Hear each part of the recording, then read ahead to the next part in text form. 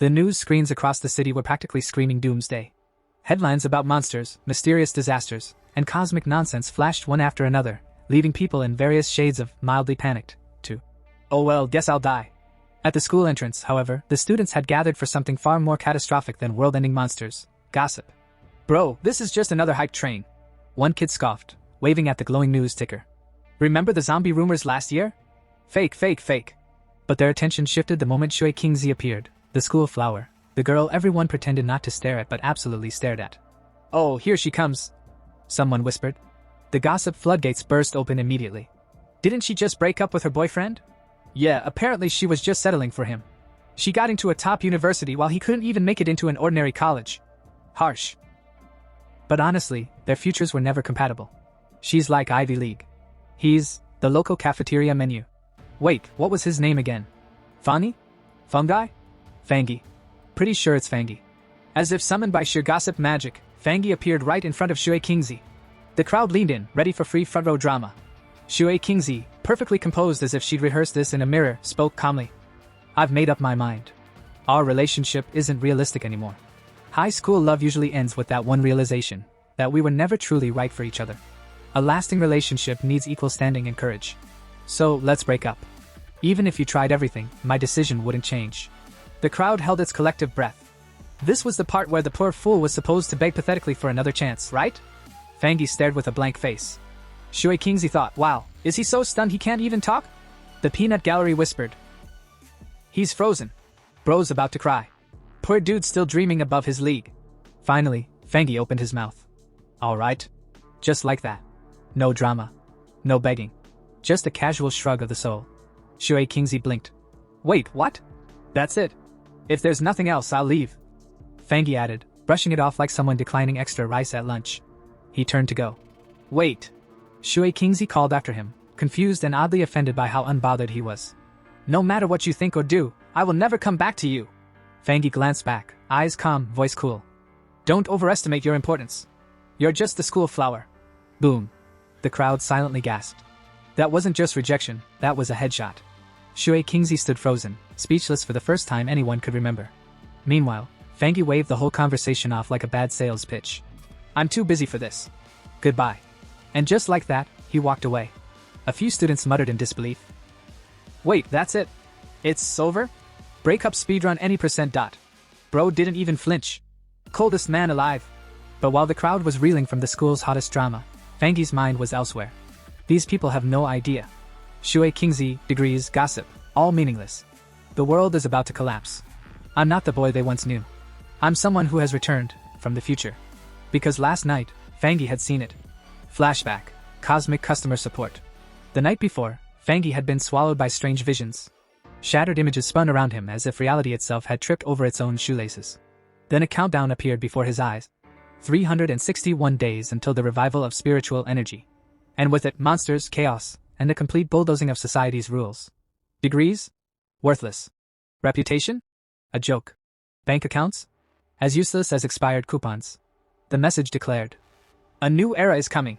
Power will be the only currency. The strong will rise as spiritual practitioners. The weak will be trampled. Naturally, Fangi did the reasonable thing. He panicked. Floating in a cosmic void, he shouted. Who's there? The void responded with blinding light and energy, blasting him like the world's rudest PowerPoint presentation. A glowing panel appeared. System activated, end of universe protocol online. Supreme algorithm engaged. Spiritual techniques will be generated from spiritual beings the user touches. Current techniques 0. Fangi stared at it, thinking, well, that's something. Then, without warning, a colossal beast with glowing red eyes lunged straight out of the interface. Lightning crackled, jaws wide open, chaos everywhere. Fangi's past life flashed before his eyes. He remembered being an ordinary, powerless human, running through collapsing streets as mutated beasts devoured everything. His homeland burned, his friends died, and in the end, he perished too, consumed by despair and hatred. But in that moment of death, his will to fight back had burned hotter than the flames around him. And somehow, the system had chosen him. Present. Now, standing among gossiping classmates, Fangi's golden-lit eyes carried a new weight. This year, I will change everything. I will use every event, every chance, every battle. Petty love stories and high school drama? They're behind me. Ahead lies the rise of spiritual power, and the end of the world as they know it. The system's voice echoed in his mind. User bound. path initiated. Everything in the world can be used to forge techniques. Fangi smiled faintly, walking away from Shui Qingzi as if nothing had happened. After all, who cared about a breakup when the apocalypse was about to begin? Meanwhile, in the wider world, the officials of Xia went on TV with straight faces and doomsday-level seriousness. Citizens, humanity is facing an unprecedented crisis. Forget your textbooks, your degrees, your carefully memorized math formulas. They're useless now. You must adapt to the unknown. Very reassuring. Truly confidence-inspiring. Fangi, standing among a crowd of half-bored students, thought, yep. This is it. The beginning. The officials weren't even pretending to calm the public. No, everything is under control. No, trust the government. Just good luck, don't die. Nearby, someone's phone buzzed with an emergency alert. The screen flashed bizarre images, distorted landscapes, twisted animals, a big red warning. People muttered uneasily. Strange. Fangi narrowed his eyes. In the old timeline, news like this would have been instantly censored. Zia's way was usually subtle. They didn't scream. We're all gonna die. They'd issue indirect warnings like, please wear sunscreen, and also maybe build an underground bunker just in case. It was slow. It was tiring. But at least it didn't evolve into rioting and looting like the neighboring countries. For Fangi though, every strange thing had a new meaning. The system had told him anything unusual could become a source of power. So when his phone flashed a new headline, highest UV levels in a century at King Chan University, freshmen please bring sunscreen, he didn't laugh it off like everyone else. The students around him chuckled. Wow, the university paid to trend, huh? Extreme UV? Bro, my skin's already fried, nothing new. Fangi ignored them. He looked up at the sky. The clouds above didn't match the warning reports. Even stranger, his phone showed the UV index at 0. Yet King Chan University, just 15 minutes away, was supposedly cooking under lethal sunlight. He smiled. So it begins. Welcome to King Chan University, where the sun hates you. By the time Fangi arrived at the north gate, the casual sunscreen notice had turned into something biblical. The sun blazed unnaturally, scorching the ground. Students ran, shrieking as the heat became unbearable. But Fangi? Calm. Cool. Watching glowing motes of light float lazily in the burning air like fireflies from hell. He crouched and touched one. Zap zap. The light pulsed and exploded into him. Ag hey! The crowd gasped. Some shaded their eyes. Others whipped out their phones. Bro just went Super Saiyan. No dude, that's Ultra Instinct. Nah, that's gotta be DLC powers. Pay to win, I swear. Meanwhile, Fangi screamed as solar energy tore through his veins. His skin burned, his vision exploded into golden light, and for a moment, he genuinely thought he was about to die. Then, the system chimed in like a smug video game announcer. Solar attribute template activated. Congratulations. Golden sun breathing technique acquired. Light erupted from his body. His hair turned white, his eyes blazed gold, and lightning danced around him. The bystanders? Absolutely losing their minds. He looks like a god. Or a glowing rotisserie chicken, can't tell. Meanwhile, the freshmen welcome. At the university's registration area, the mood couldn't have been more different. Shui Qingzi arrived, instantly stealing the spotlight as multiple boys tripped over themselves to offer help. Need help with your luggage? Join my club, we have air conditioning. Free flyers. Take one, it's limited edition. Shui Qingzi rejected them all with a polite but firm. Thanks, but no need. She stood beside her new classmates, unimpressed. These boys are hopeless. Completely love-struck. Then the explosion of light hit. Boom! The ground trembled, the sky lit up, and every student turned to see the north gate glowing like the sun had decided to attend orientation. The loudspeakers crackled. Attention! Please stay away from the north gate due to, an incident. Shui Qingzi's eyes narrowed. Something strange is happening again. At the north gate. The scene was chaos. Smoke, flames, glowing energy. And Fangi standing in the middle of it, radiating like the second coming of the sun god. The system panel hovered before him. Golden sun breathing technique unlocked. Writing points gained, 59. Writing points? He muttered. What the hell do I need, an essay grade? Whatever. Must be useful. As the golden aura surged around him, the system clarified further. By staring at the sun and breathing in solar heat, user may strengthen their body. So basically, become powerful by roasting yourself alive. Great. The crowd formed quickly. Some students screamed. Some laughed nervously. Some swore they felt the temperature drop instead of rise. Then the president of King Chan University stormed in with security. Why are you all still here? Warnings were issued. Back to check-in or you lose points. A hooded officer barked. Seal the north gate immediately. Re-establish the perimeter. The president, sweaty but authoritative, nodded. Another system notification flashed in front of Fangi. Contaminated zone level 1 purified. He froze. Wait. Contaminated zones are officially recognized? The government already knows about spiritual energy? Before he could think further, a broadcast thundered. All unrelated individuals must evacuate the north gate immediately. Military forces rolled in, rifles raised, sealing the area. The crowd buzzed with fear and confusion. Are those soldiers? What's going on? Why does it feel like a sci-fi movie? Fangi clenched his fists. Too many eyes. Too much attention. Time to go. Without hesitation, his golden aura flared, and with a powerful leap, he launched himself skyward, leaving the stunned crowd behind. The hooded officer stepped through the smoke like he'd just come out of a video game cutscene. He knelt, scooped up a glittering shard from the ground, and held it to his eyes. A crystal fragment. This event wasn't an accident, he murmured darkly. Someone has already begun resonating with spirit energy. Security barked orders, shooing away the crowd like pigeons. The officer ignored the chaos, still studying the fragment with the calmness of a man who probably collected weird rocks in his childhood. Nearby, Shui Kingzi froze. Spirit energy? Did humans cause this? Her mind replayed the glowing figure she thought she'd glimpsed earlier. Could that shadow have been Fani? She shook her head immediately. Don't be ridiculous. Fani? The guy who barely scraped through exams? As if he could even get into King Chan University. That evening, Fani versus his own sweat. At home, the sun set, but Fangi was still roasting alive. He lay sprawled on his bed, drenched in sweat like a man who'd lost a fight with his own air conditioning. Cold showers? Useless. Ice packs? Melted in seconds. Air conditioning? Might as well have been a hair dryer. He groaned. At this rate, I won't sleep tonight. I'll just evaporate. As he wiped his face, another worry hit him. What if today's chaos exposed me? Grabbing his phone, he scrolled through the trending news. Sure enough, a post from the Spirit Energy Practitioners Association was blowing up. He frowned. That weird online forum? The one that used to post cultivation memes nobody took seriously? The announcement looked different now. Official formatting, government watermark, a full list of cultivation ranks. The Zia country seal gleamed at the bottom. It's real. In his past life, he'd never seen this. Back then, he was just an ordinary guy running for his life, not browsing online manuals. Now, it seemed the government was openly acknowledging early awakeners. Sitting cross-legged on the bed, he muttered. Fine. If the world's gone official with this, then I'd better get serious. He closed his eyes, inhaling deeply. The heat surged again, but he forced his breathing to steady. Flames of golden energy flickered, then swirled. Slowly, his body lifted off the mattress. Step 1, strengthen the body into a vessel. Step 2, become a living weapon. Form of the divine axe. He commanded. Energy roared. Golden light condensed. The system chimed. Congratulations. Breakthrough to Ghost Axe 1-star rank. Another notification popped up. 50 writing points available. Oh right, I forgot about those. The system explained. Writing points could forcibly embed power into anything. Fangi blinked. Anything? Like anything? To test, he picked up a mug. The system politely asked.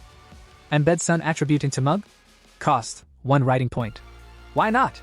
The mug glowed like the Holy Grail. Fangi smirked. So it works. Which means a sword, a gun, anything could become a divine weapon. His eyes drifted to the sheathed sword in his case. Soon. But I need to test more first. Midnight rabbit problem. Outside, under the moonlight, something stirred in the forest. A mutated beast crept closer, glowing red eyes glinting in the dark. Black feathers bristled along its body as it crouched low. Yes. A rabbit. A rabbit of nightmares. Inside his apartment, Fangi groaned, coughing. He shifted on his bed before suddenly sitting up. His ears twitched metaphorically, his new senses sharper than ever. Coughing. Not mine. Not normal. He stepped into the living room, listening. The sound echoed from the corridor. Opening the door a crack, he peered out. And there it was. The red-eyed, feathered mutant rabbit. Even with memories from his past life, the sight made his skin crawl. The beast twitched, sniffing the air. Its glowing eyes locked onto the hallway. Damn it, Fangi whispered. Elsewhere, rooftop girl. High above, a helicopter swept the city with its spotlight. On a rooftop stood a girl with long hair, casually licking a lollipop like the apocalypse was just her night shift. The rabbit who consumed the dark spirit fruit is still on the loose, she said into her comms. Speed is abnormally high. Keep tracking. With that, she launched off the rooftop, flipping through the sky like an acrobat. Midair, she stiffened. Her senses flared. I've detected the beast's dark energy again. It fled 20 kilometers to a residential area. Her voice sharpened. Immediate pursuit. Protect the residents. Stay cautious. The spirit fruit's effect isn't complete. It may still grow stronger. With a kick against the wall, she vanished into the night, streaking like a comet. Down below, a random pedestrian looked up, jaw hanging.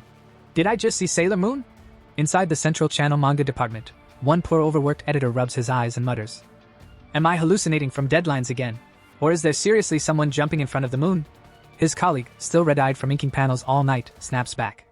Hallucinating? The only hallucination I see is you imagining you're done with the manga. Get back to work, we're on the 65th floor. But before the scolding can continue, the office lights flicker.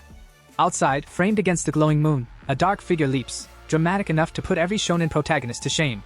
Meanwhile, on the streets below, the mutated beast roars and lunges at Fan Yi. Only this time, Fan Yi doesn't flinch. His golden eyes blaze as though he's powered by an ancient solar battery. Ever since his breakthrough, he thinks, my body moves sharper, faster. It's like the beast is charging at me in slow motion. Crackling golden energy coils around his hand, lighting up like he just grabbed hold of the sun itself. Already? Mutated beasts appearing this early? He mutters, half exasperated, half thrilled.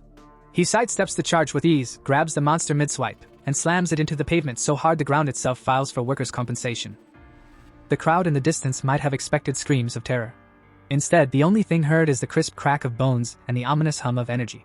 Golden light wreathes Fan Yi's body. His eyes narrow. The weak points the tail. He rockets upward like a golden cannonball, dragging a shockwave behind him. The earth splits beneath his feet, the beast flails midair. Too late. Fan Yi's fist glows like a miniature sun, and he unleashes a golden beam that burns across the night.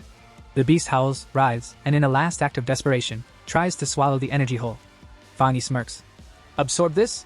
You dare? That's solar-grade young energy, my friend. You're not snacking on the sun. The beast ignites from within. Boom! A blazing explosion tears the night apart.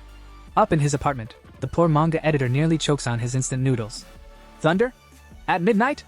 He rushes to the window and blinks. Or maybe, I am hallucinating. Down below, Fan Yi lands lightly, shards of glowing energy scattering like golden fireflies around him. He dusts off his sleeves as though he hadn't just vaporized a nightmare rabbit monster. Fragments of a red eye roll to his feet. He stomps once, grinding it into the dirt with casual disdain. The beast was desperate. Reckless. Hungry. He mutters. Darkness-driven, but starving. If I hadn't awakened, I'd be dinner right now. His golden aura fades, and with it comes resolve. I need more spiritual techniques. Surviving what's ahead won't be possible with just this. Elsewhere, under the moonlight, a girl descends like a fallen star. She lands in the forest with enough force to crack branches and shake birds from their sleep. Kneeling by the charred corpse, she frowns. Torn apart already?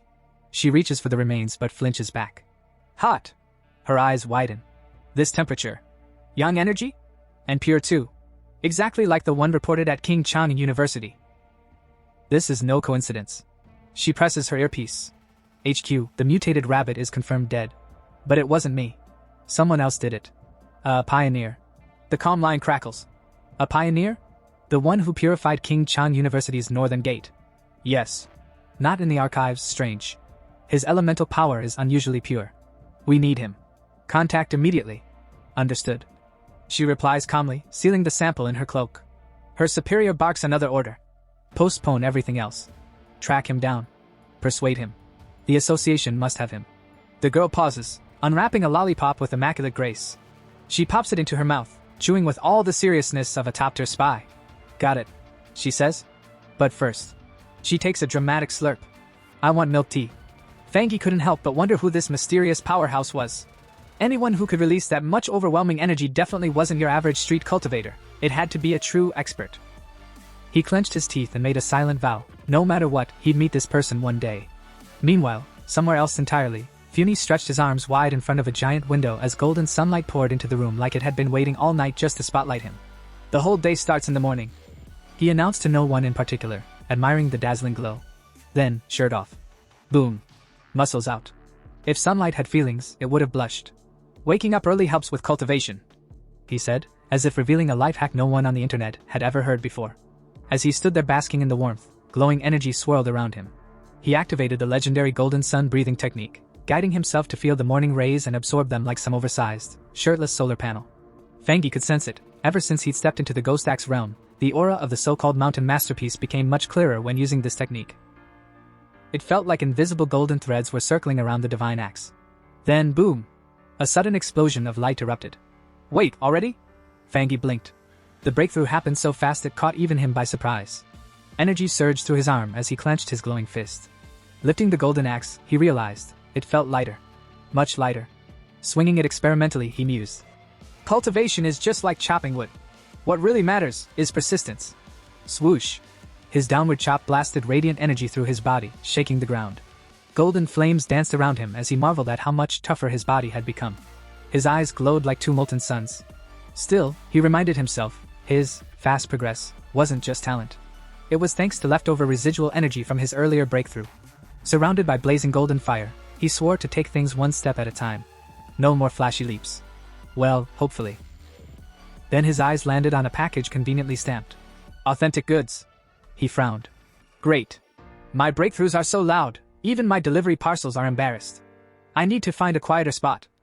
Elsewhere, at the association office. An old man, sipping tea and pretending to retire, suddenly froze. His phone pinged, solar energy fluctuations. His brow furrowed.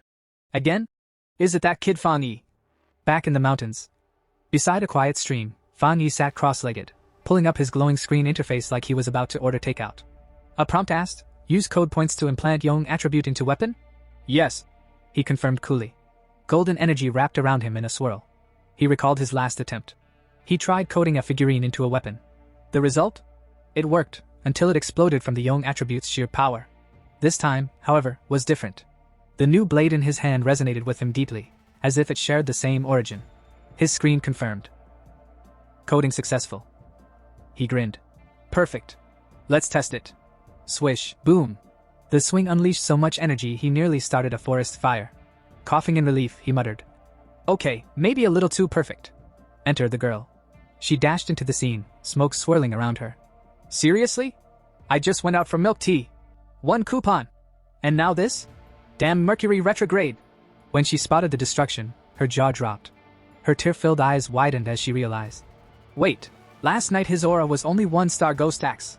How is it now 2-star? And a spirit weapon? For reference, spirit weapons are rare. Legendary even. The association had only 2. And yet this random guy, Milk Tea Girl's least favorite headache, had 1? She laughed nervously. It must be a mistake. Totally a mistake. Yep. Definitely my imagination. Still, muttering under her breath, she got ready to clean the mess. Again. Meanwhile, Fan Yi kept walking through the forest. He mulled things over. His weapon now carried the Yong attribute, but who said you could only code 1 attribute? The system's words echoed in his mind. Anything in the world can become coding material. Stacking attributes on a single weapon? Now that sounded fun. His phone buzzed. A message. Hey, are you a pioneer? Saw your browser history. Looks like you entered the realm after a driver post. Fan Yi slapped his forehead. Right. Forgot to set privacy mode. The stranger continued.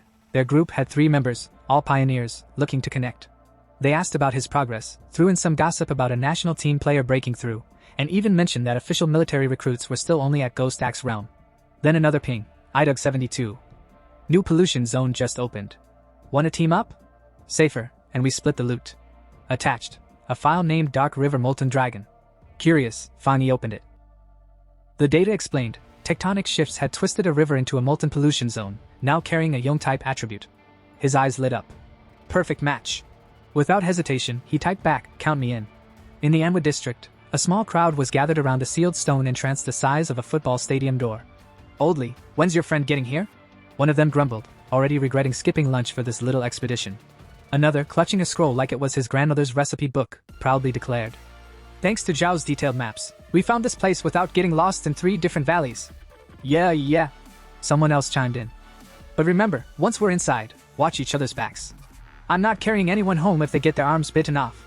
Meanwhile, Jang Koya, official staff member of the Ministry of Culture's Spiritual Energy Cultivation Association, yes, it's a mouthful, stood yawning with the look of a government worker who'd been promised a cushy desk job but somehow got roped into caving expeditions. Ugh, no promising pioneers this time either. If this drags on, I'll be working overtime again. She muttered, already fantasizing about slapping in. Out of office. Notice on the cave wall.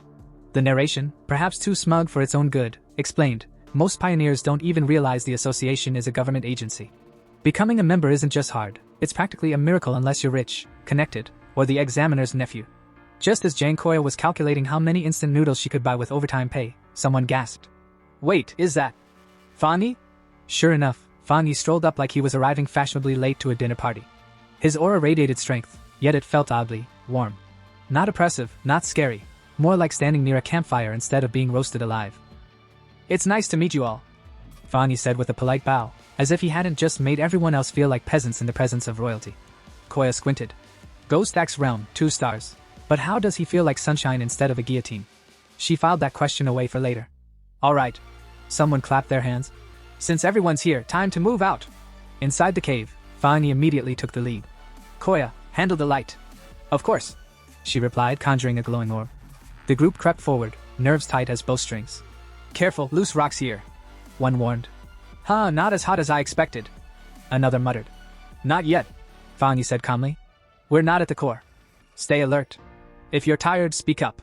Safety first." Privately, Fang Yi reflected on how warmly they'd welcomed him, despite him being the last to arrive. Either they're genuinely kind, or just desperate not to die alone.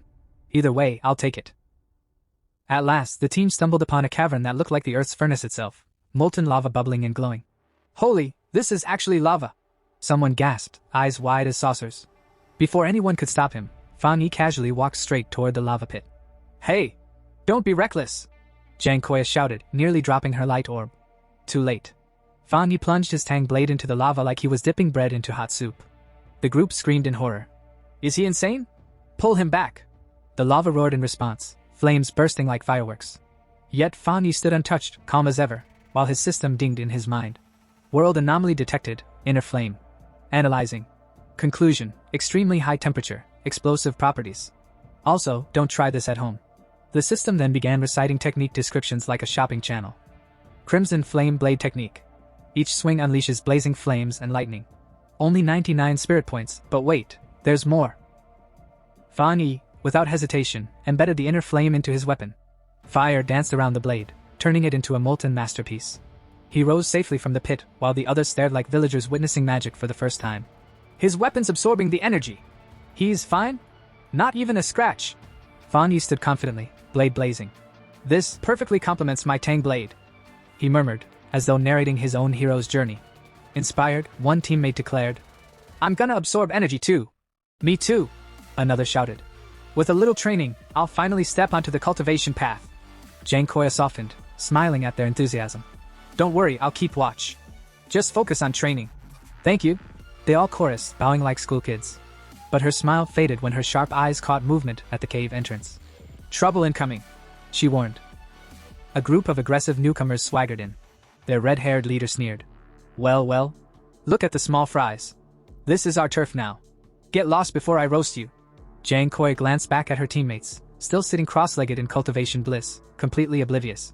She quickly sized up the newcomers, 3 Ghost Axe 1 stars. Too strong to risk fighting head-on. She forced a polite smile. "We found the spot first. My friends have already started absorbing energy. If you're willing to cultivate peacefully, we can share." The red-haired brute laughed in her face. "Share? With you weaklings? Don't make me laugh. Move or bleed." Her hand tightened around her staff as she reminded herself of the brutal law of this new era.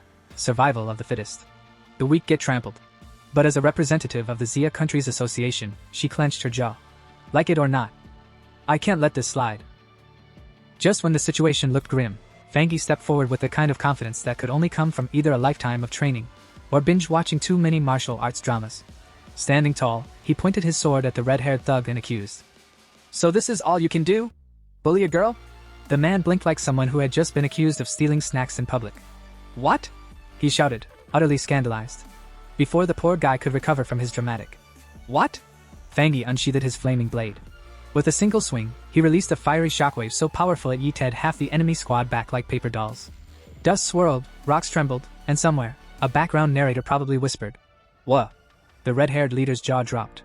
"Fall back! Fall back!" he screamed, but it was already too late. Fang Yi's flaming slash detonated like a firework festival gone rogue, tossing enemies into the air like discount fireworks. One of Fang Yi's teammates, still recovering from the energy shockwave, muttered, What the hell just happened?" Cool as ever, Fang Yi reflected. This world fell to ruin because cultivators worship strength alone, the strong preying on the weak. And honestly, you can't lecture these types into being good people. You just have to remind them with a flaming sword. So he slashed again. Boom. Another explosion. The enemy leader's expression shifted from slightly annoyed to facing a literal kaiju. What kind of monster is this guy? The group scattered in sheer terror, leaving behind only the smell of scorched pride. Fangi's teammates ran up, wide-eyed and fangirling harder than the nearby village girls. Bro, that was insane! Did you see the explosion? So cool! Fangi just smiled modestly. They crossed the line. But enough flexing, we've got the energy we came for. Time to bounce. As the squad prepared to exit the spirit zone, they whispered about how destructive his attack could have been if it had actually landed full force. Meanwhile, Zhang Xiaoya, watching quietly, clenched her fist. Her inner thoughts screamed. This guy isn't normal. He's a top-tier pioneer with elite talent. I need to report this. Cut to Spirit Energy Cultivation Association HQ. A woman at the office nearly spat her tea when she read the report. Another high-tier pioneer? Zhang Xiaoya froze on the other end of the call. Another? What do you mean another? She stammered nervously, while secretly pressing Save File on her recording. Smooth. She later gushed to her teacher. 2 high-tier pioneers in 1 week. Isn't that wild? The old man groaned like someone who just got homework dumped on him at age 50. Luck? Please. Anyone with a high-tier attribute is about to become a big deal. And honestly, I'm too old for this nonsense. Somebody fire me already. Meanwhile, Fangi strolled into town wearing a hoodie and carrying his sword like it was no big deal. Girls passing by whispered, OMG, he looks like a main character. Cue Fangi's inner monologue. I'm not cool. I'm just cosplaying. Then came the breaking news alert on his phone. Glowing skies in the east, purple aura, even a dragon sighting. Cultivation cliches leaking into reality. Fangi sighed. So my inner flame is stronger than I thought. Guess it's time for more golden sun breathing. 5 minutes later, at the back mountain, Su Mantang, aka by King, aka the one who clearly skipped leg day for sprint training, sensed the energy surge and panicked. Wait, someone's breaking through to the 3-star Ghost AXE realm? Who even does that? She raced to the scene only to see Fangi in full anime protagonist mode, cross-legged, glowing eyes, golden flames, lightning crackling everywhere. Above him, energy condensed into the shape of a divine axe. Su Mantang nearly fainted. Is this guy for real? I nearly died vomiting blood last time I tried. And he's glowing like a walking thunder god. The divine axe pulsed with overwhelming energy. Fangi, calm as a monk on vacation, just sat there controlling it with precision that most cultivators would kill for. His aura screamed. Heaven's chosen one. Su Mantang's jaw on floor. Her inner monologue. He's not just a genius, he's a monster. A really handsome monster, but still a monster. Suddenly, boom. Fangi rose into the air, golden lightning erupting everywhere, breaking through to the 2nd star of the Ghost Axe realm. Su Mantang braced herself in the storm, hair whipping like a shampoo commercial gone wrong. 30 seconds and I already can't get close. This guy's ridiculous. She spotted the axe stopping by a giant glowing tree, realizing it hadn't fully awakened yet. But before she could collect herself, Fangi reappeared behind her like a ninja. Calmly, he said, keep my identity a secret for now. Su Mantang blinked, then fumbled for her badge like it was an Uno reverse card. I'm Su Mantang, official Spirit Energy Association scout. Look, ID proof. Fangi raised a brow. Su Mantang, wait, that name sounds familiar. Flashback to his past life. Oh right. Didn't she fail her mission and humanity got wiped out? Yeah, that was awkward. Out loud, he just nodded politely. Su Mantang beamed. See? You can trust me. Fangi. Sure. I'll think about it.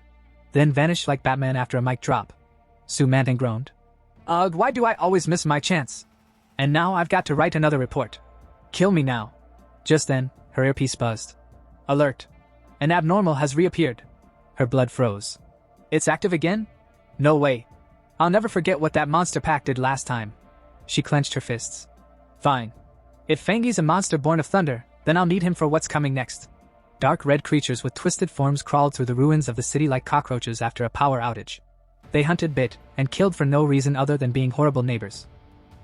Some attacked at random like drunk hooligans, while others moved with strategies so complex it made humans wonder if these monsters had taken online strategy courses. The Spirit Energy Association, in their infinite wisdom, had officially labeled them abnormal beings, which was really just a fancy way of saying, we have no clue what these things are, but they bite, so kill them.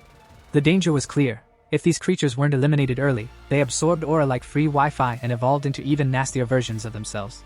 Left unchecked, they became walking natural disasters, bigger, meaner, and twice as difficult to deal with. Cue the scene. Lightning flashed across the rain-soaked city, slicing through the storm clouds like a dramatic stage spotlight.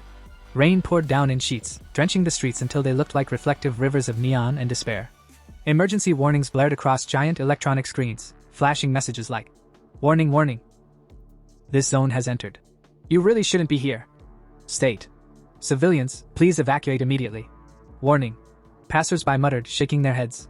These anomalies are getting too frequent. One complained. Another sighed.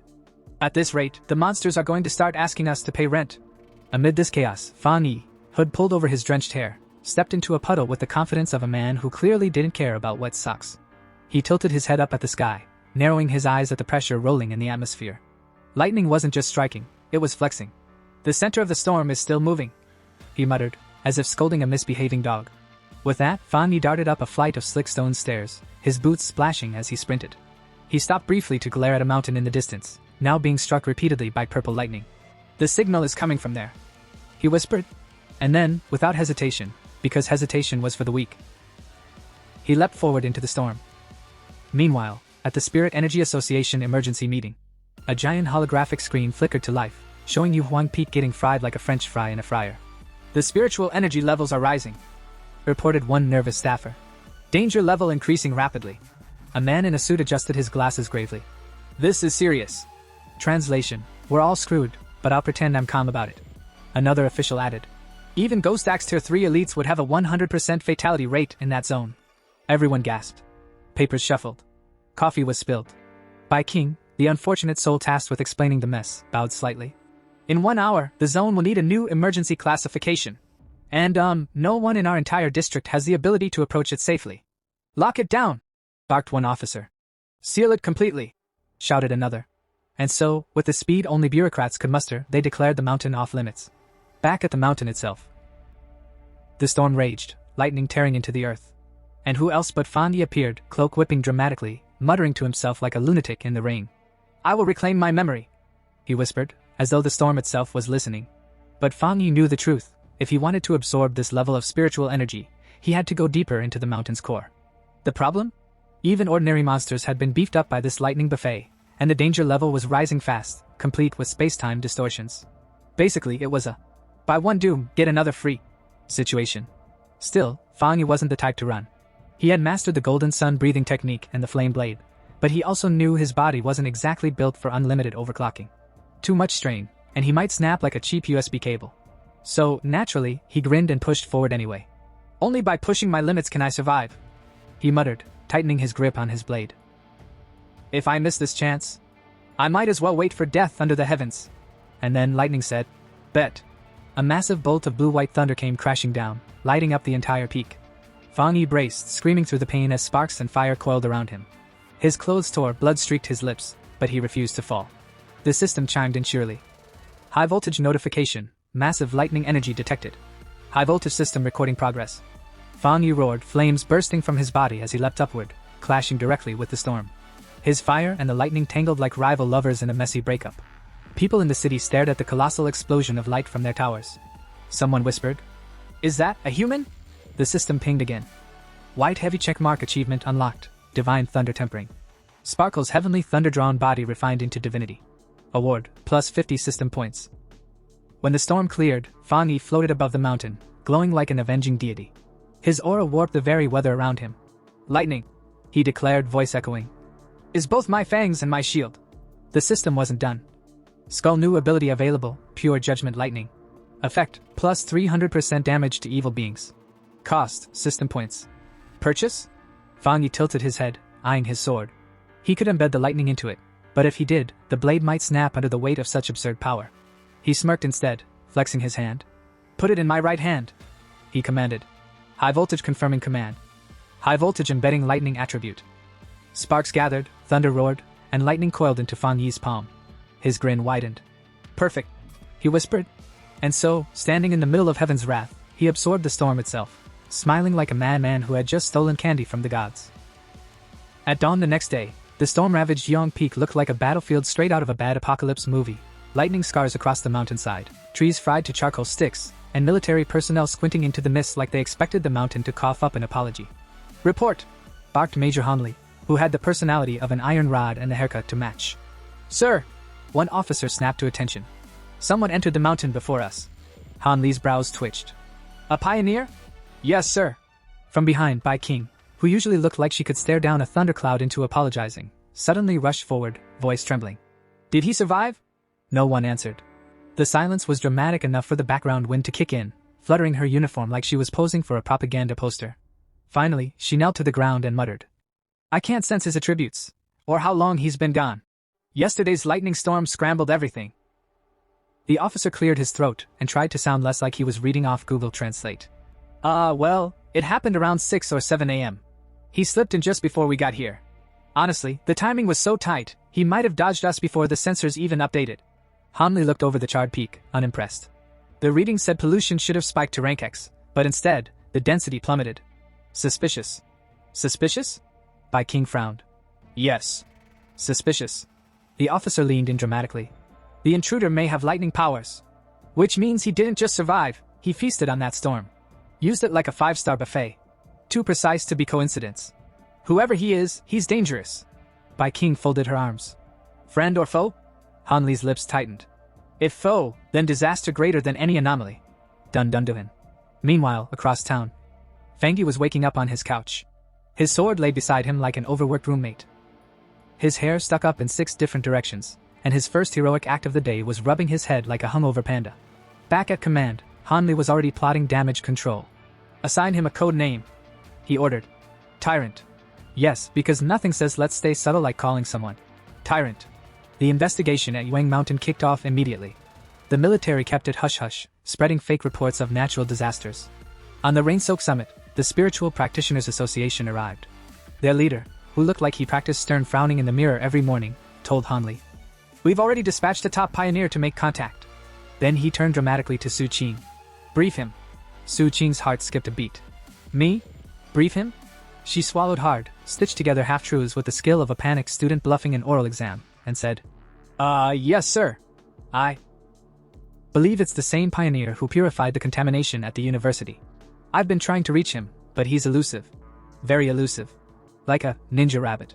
The rabbit part wasn't entirely wrong. She even mentioned the dead mutated bunny she'd stumbled upon, proof of Fangi's trail, and noted the traces of young flame energy at the scene. All technically true. Major Hanli studied her like she was an exam paper. Finally, he nodded. Gifted young pioneer. Well done. Su Qing saluted so sharply she nearly sprained her wrist. Inside, she screamed with relief. When the meeting wrapped, Hanli casually mentioned plans to cover everything up with natural disaster reports, and warned against putting spiritual data online. Su Qing exhaled, finally free of interrogation. Meanwhile, back at Casa Fangi, our Tyrant, Kiro was drying his hoodie with his golden sun breathing technique. Within seconds, the damp hoodie looked like it had been kissed by divine laundry service. He flexed his fingers, sparks dancing playfully between them. The once violent thunder energy now bowed to his will like a tame puppy. He grinned. 200% critical damage boost, huh? Oh, we're cooking now. Just then, ping! His phone buzzed. Fangi squinted. He'd set up special alerts for emergencies because, in his world, breaking news usually translated to congratulations, you're now the unpaid intern for saving the city. The notification? A chemical plant explosion. Officials claimed no injuries. Fangi raised an eyebrow. Yeah, right. And I'm a vegan. Scrolling through forums, he read eyewitness accounts. Cold aura. Evil presence. Creepy vibes. The words triggered a horrifying memory. Blood, chaos, and a crimson monstrosity with too many eyes and not enough manners. A mutated creature. Fangi muttered grimly. And not the cute bunny kind. His fist crackled with blue lightning. He knew these abominations grew stronger if left unchecked. Tonight he'd hunt it down. Surrounded by a storm of electricity, Fangi smirked. Time to test my 200% critical damage boost. That same rainy night, the streets were empty and slick, reflecting the storm like a broken mirror. Blurred figures darted across rooftops, an elite squad cloaked in black, moving like shadows given legs. They were the Destroyer Squad, specialists in hunting things that went bump in the night, then tore people in half for dessert. Their current headache? A creature codenamed Candle Knight. One operative reported grimly. Target sighted earlier, but it slipped away. Not surprising. Candle Knight had the uncanny ability to melt into the dark. And unlike moody teenagers, it actually thrived there. Worse, it gave off a low, sinister sizzling sound, like bacon frying, except the bacon was human. High above the city, lightning split the sky as the squad regrouped on a rooftop. Their leader, silver hair, battle-scarred face, eyes that screamed. I haven't slept since the Cold War. Knew the storm tilted the odds in the monster's favor. Still, with grim determination, he growled. We stop it. Tonight. At Central Command, an operator filed the report. Priority level, red. Time frame, 12 hours. The extermination order was sealed and transmitted with all the urgency of an overworked bureaucrat slamming. Reply all. The squad got their orders. Hunt it. Kill it. But don't die like amateurs. Red dots glowed ominously on their digital map, marking multiple threats across the nation. 12 hours wasn't ideal, but hey, national resources were stretched thin. Candle Knight would have to settle for being killed on a budget. But then came the snag. A warning buzzed across their comms. The area was currently under the jurisdiction of the Spiritual Energy Cultivation Association. A profile photo popped up, Su King, local prodigy and, according to every gossip forum, the one who outworks caffeine. The squad leader sighed, pinched the bridge of his nose, and requested her assistance. Her reputation was flawless, her attitude less so. Elsewhere, Su King raised an eyebrow. Since when am I this famous? Did my fan club pay for ad space? Minutes later, under pounding rain, Su and her cloak team arrived. Perching above like dramatic gargoyles, she smirked. So, you're the ones dragging me out for overtime? The silver-haired captain, who hadn't smiled since the invention of umbrellas, responded bluntly. Candle Knight is a man-eater. This isn't a casual favor. One of Su's teammates immediately bristled. Wow, who gave Mr. Personality the megaphone? Su pivoted with a mock bow. Well, if you're so capable, you clearly don't need me. She turned to leave, cloak swirling dramatically for emphasis. Her squad trailed after her, muttering. Does she always roast people this hard? One asked. Relax, it builds character. Another shrugged. Panic flickered across the destroyer captain's scarred face. He actually called out. Wait. And swallowing his pride, pleaded. We need you. Candle Knight is unlike anything else. If we fail tonight, innocent lives will be lost. That hit the right chord. Su sighed, rolled her eyes, and finally agreed, though she muttered something about extra pay or I walk. Just then, one squad member stiffened. Contact. The city seemed to inhale as a portal ripped open above. Shadows coiled like smoke. Then came the eyes, red, burning, unblinking. File number 7, Candle Knight. Likes darkness, dampness, chewing on pedestrians. Destroyer squad. The captain commanded. Begin operation. The beast lunged, faster than thought, a blur of claws and sizzling darkness. The squad's formation snapped into place like clockwork, north, east, west, south. A coordinated trap. Steel clashed with shadow. One operative struck true, drawing a shriek that rattled teeth. But Candle Knight responded with a swipe so brutal it carved a car in half. Red eyes blazing, it spun into a vortex of dark energy, screaming in fury. Dodge! Soundwave incoming! Su barked. Too late. The spiraling shockwave erupted, flinging fighters across rooftops like soggy ragdolls. Masonry cracked, sparks burst, and one soldier groaned. I think it dislocated my dignity. Their captain, bleeding from the arm, staggered upright. If I hadn't dodged, my bones would be dust. He spat blood and added. If it remains in the city, catastrophe is inevitable. Candle Knight howled, body glowing a sickly green. Dark energy pulsed outward, corroding the rooftop as though the world itself was melting. With startling speed, it began digging into the ground, carving a tunnel with acid breath. It's trying to burrow! A squad member shouted. Everything it touches corrodes instantly. We don't have a counter-element strong enough. One soldier quickly calmed them. It can't dig out instantly. Hold formation. We're intel support, not a marching band. Stay sharp. Then BM. Candle Knight burst from the ground, claws first, and sent another operative flying into a billboard, which ironically read, Think Positive. The squad leader roared. Don't let it escape. Chase it. They followed the glowing green energy trail through the storm until they reached another rooftop. A spike in spiritual energy nearly blinded their scanners. One member raised a hand. Careful. We wait outside. The target's inside, and it's not alone. Inside the abandoned factory, the squad's lead scout was hunched over, fiddling with a gadget strapped to her wrist, a sleek little thing blinking faintly like it was half asleep. Is that the association's new auxiliary tool? The squad leader asked, raising a brow. She puffed her chest a little. Yep. This beauty can track anomaly levels. The average squad can handle up to 50. She paused, then added in a smug tone. The one we were chasing earlier? Barely 48. Child's play. The device suddenly screamed to life, its readings spiking violently. 80. 85. Climbing. Everyone stared. She blinked. Okay. Not child's play. Before anyone could process, a shadow uncoiled above them. A massive serpent draped across the steel beams like it owned the place. And if that wasn't bad enough, a loud crash thundered from behind. Great. Someone muttered. 2 for 1 special. Bai King clenched her jaw. We've been tricked. Candle Knight lured us here, and now the serpents joined the party. The leader barked an order. We're retreating. Straight to the door. If it wants to stop us, it'll have to show itself. Together, they blasted the rusted factory doors with spiritual firepower, forcing them open. They bolted. Almost made it. Almost. Something lashed out of the mist and slammed biking to the ground. Poison gas hissed through the air, seeping into her lungs. Her limbs weakened, her senses dulled. She gasped, clawing at her communicator. Guys! Silence. Only the eerie echo of the factory. Alone, choking in the haze, she pieced it together. Candle Night is the bait. The serpent's the butcher. One lures, one harvests. The serpent's monstrous face emerged from the toxic fog.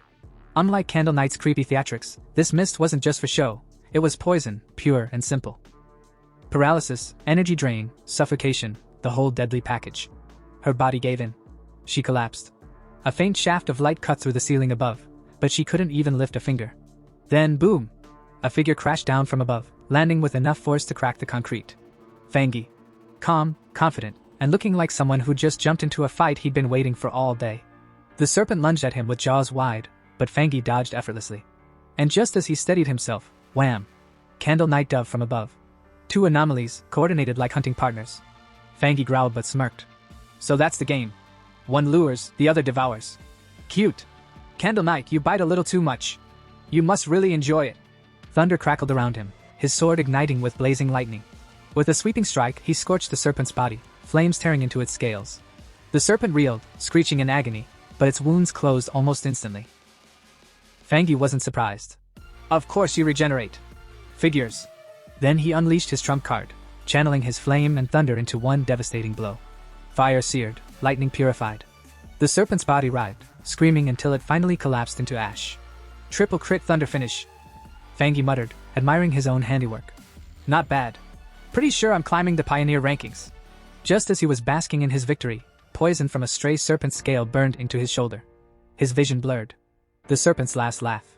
Gritting his teeth, he reminded himself, flame dissolves poison. Golden sun breathing heals. Thunder purifies. My body screams because it knows the danger, but at least I'm alive. Others wouldn't be so lucky. He steadied his breath, let the poison burn out, and watched the serpent's ashes scatter. That's when he noticed movement in the smoke. Su King, the scout, coughing miserably. Fangi raised a brow. Oh, you're still alive. What was your name again? He smirked. Don't bother pretending you're dead. Your acting needs work. Her face turned beet red. I wasn't pretending. I really did pass out. The smell woke me. Fangi chuckled. Strong willpower though. Your teammates fainted, yet you had just enough left to shield yourself. If you were out cold, you wouldn't have smelled blood or burnt flesh. Su King blinked stunned, then muttered a thanks. Inside, she thought, so he noticed I saved a sliver of energy. Just how strong is this guy? He waved it off. Doesn't matter. Promise you won't reveal my identity, and we're good. For a moment, he almost seemed friendly.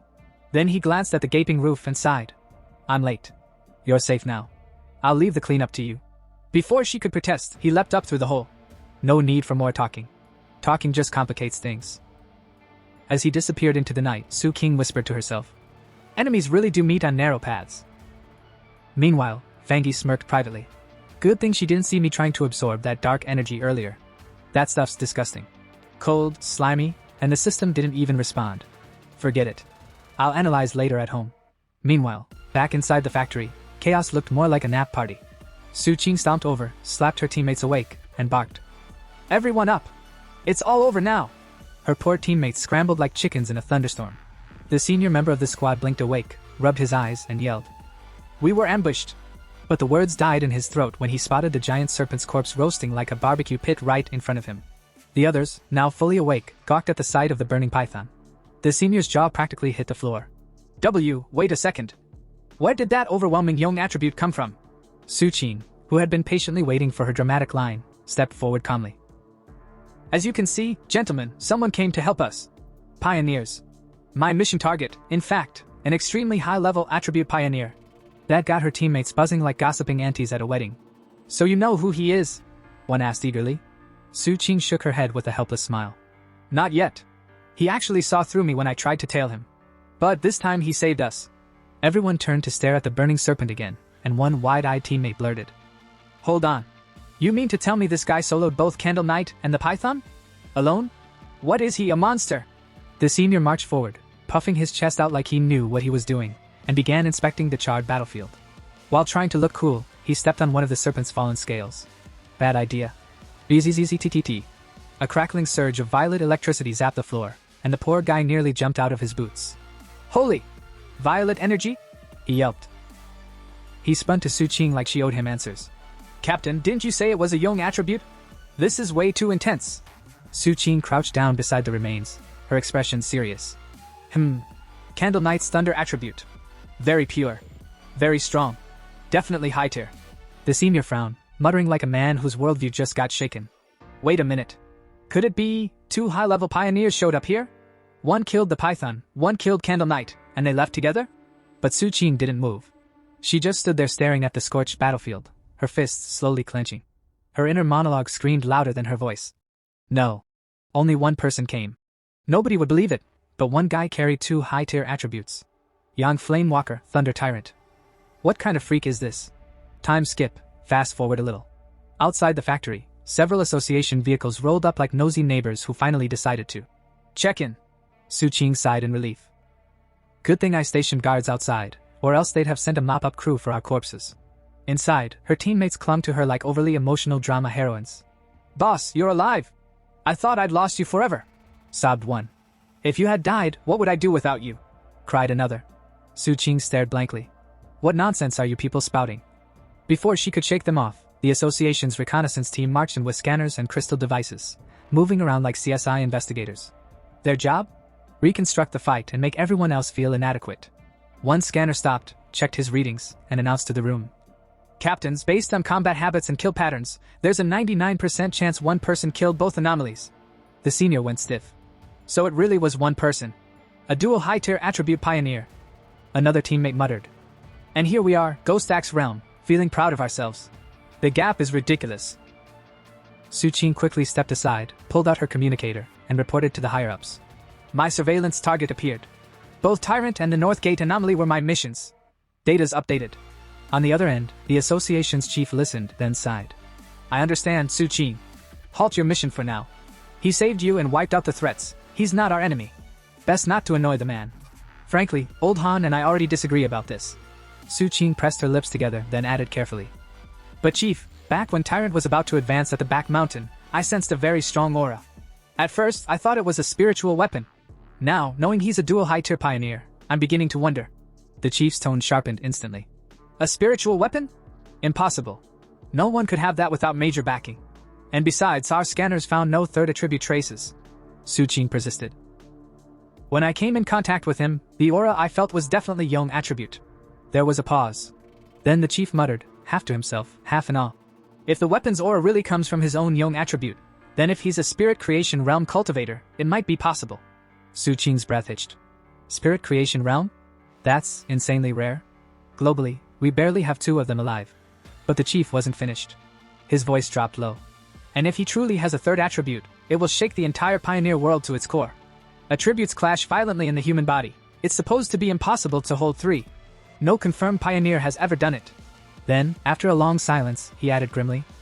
If he does have a spiritual weapon, the fact we couldn't detect a third attribute might actually be a blessing.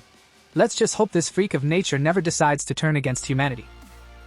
The story now shifts to our MC, who had just stepped out of the shower, steam still curling around him like he was about to star in some dramatic shampoo commercial.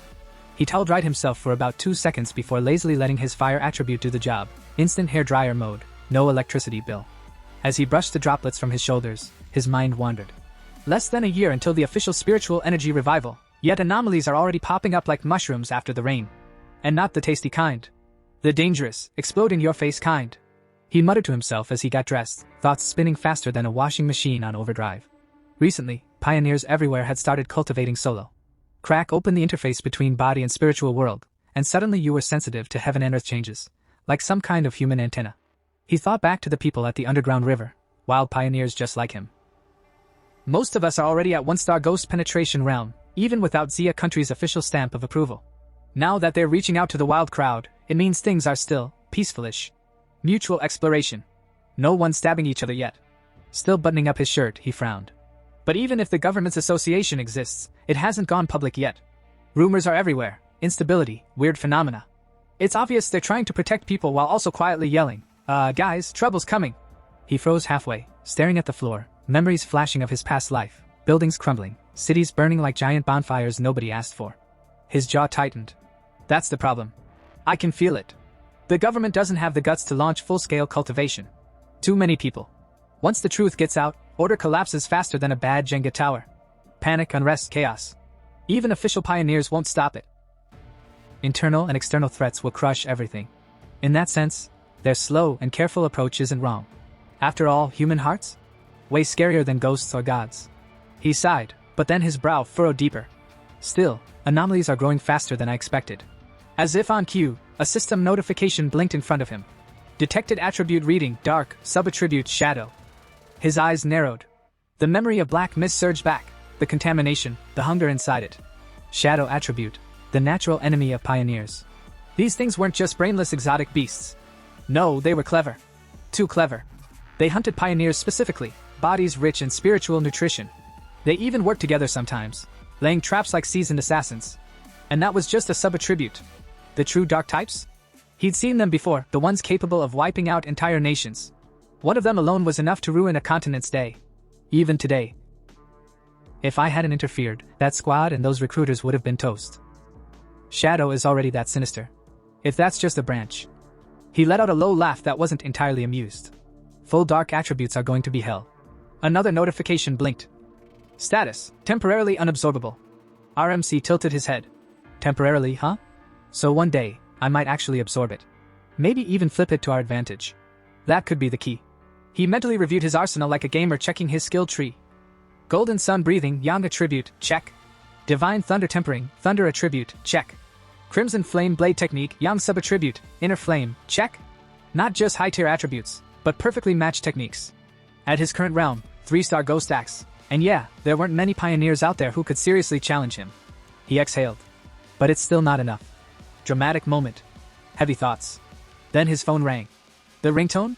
Not epic or ominous. Just the standard ding-ding tone that ruined the whole mood. He glanced at the caller ID and groaned. Auntie? Why is she calling all of a sudden? He picked up. Hello, how have you been? Auntie's cheerful voice flowed through the line. Listen, your cousin is coming to study near your place. I don't feel comfortable letting her stay in a hotel. Can she stay at your place for a few days? RMC blinked. Cousin? Right. The study-obsessed straight-A machine. What was her name again? Honestly, I don't even remember what she looks like. Out loud, he said casually. Just have her come over. Spare room's empty. When is she coming? He asked. No need to pick her up. I'll give her your address and she'll come on her own. Auntie replied. Then she chuckled warmly. She'll even bring you some cookies and snacks when she arrives. Should be there tomorrow afternoon. Sorry for the sudden trouble. RMC snorted. Auntie, what trouble? It's fine. A soft chuckle escaped him. I've got things to do, so I'll hang up now. Call ended. Silence fell again, his heavy thoughts still simmering under the mundane request. The universe was tossing anomalies at him one moment and family sleepovers the next. Truly, the balance of life. Meanwhile, at the aunt's house, a girl sat glued to her computer screen, eyes sparkling as she scrolled through one questionable article after another. Harnessing spiritual energy in just 10 steps. Beast challenges in public parks. Totally legal, not really. Death Town, top 5 places to definitely not visit. She was in deep. Like PhD level deep. Right then, her mom, the MC's aunt, pushed open the door. Did you finish packing? She asked, arms crossed in classic mom stance. The girl sighed dramatically. Yeah, everything's packed. But I really don't want to stay with cousin brother. The hotel was fine for me. No. Her mom's tone had the finality of a Supreme Court verdict. It's much safer staying with your cousin than being alone in a hotel. I trust him more than any random staff member. And don't cause trouble there. Help around the house, understood? Ugh, fine. I get it. The girl shoved her mom playfully out the door, shutting it before another lecture could load. Leaning against it, she muttered. One hurdle at a time. Whatever cousin's like, he can't be harder to handle than an anomaly. The next day, phone in hand, she followed the GPS voice like it was divine guidance. You've arrived at your destination. The robotic map announced. She looked up. In front of her stood a big, hotel-style building. This should be the place. She muttered more to herself than the building. Just then, the door opened. Out stepped our hero. The girl straightened and said, Hello? So your name is Linny?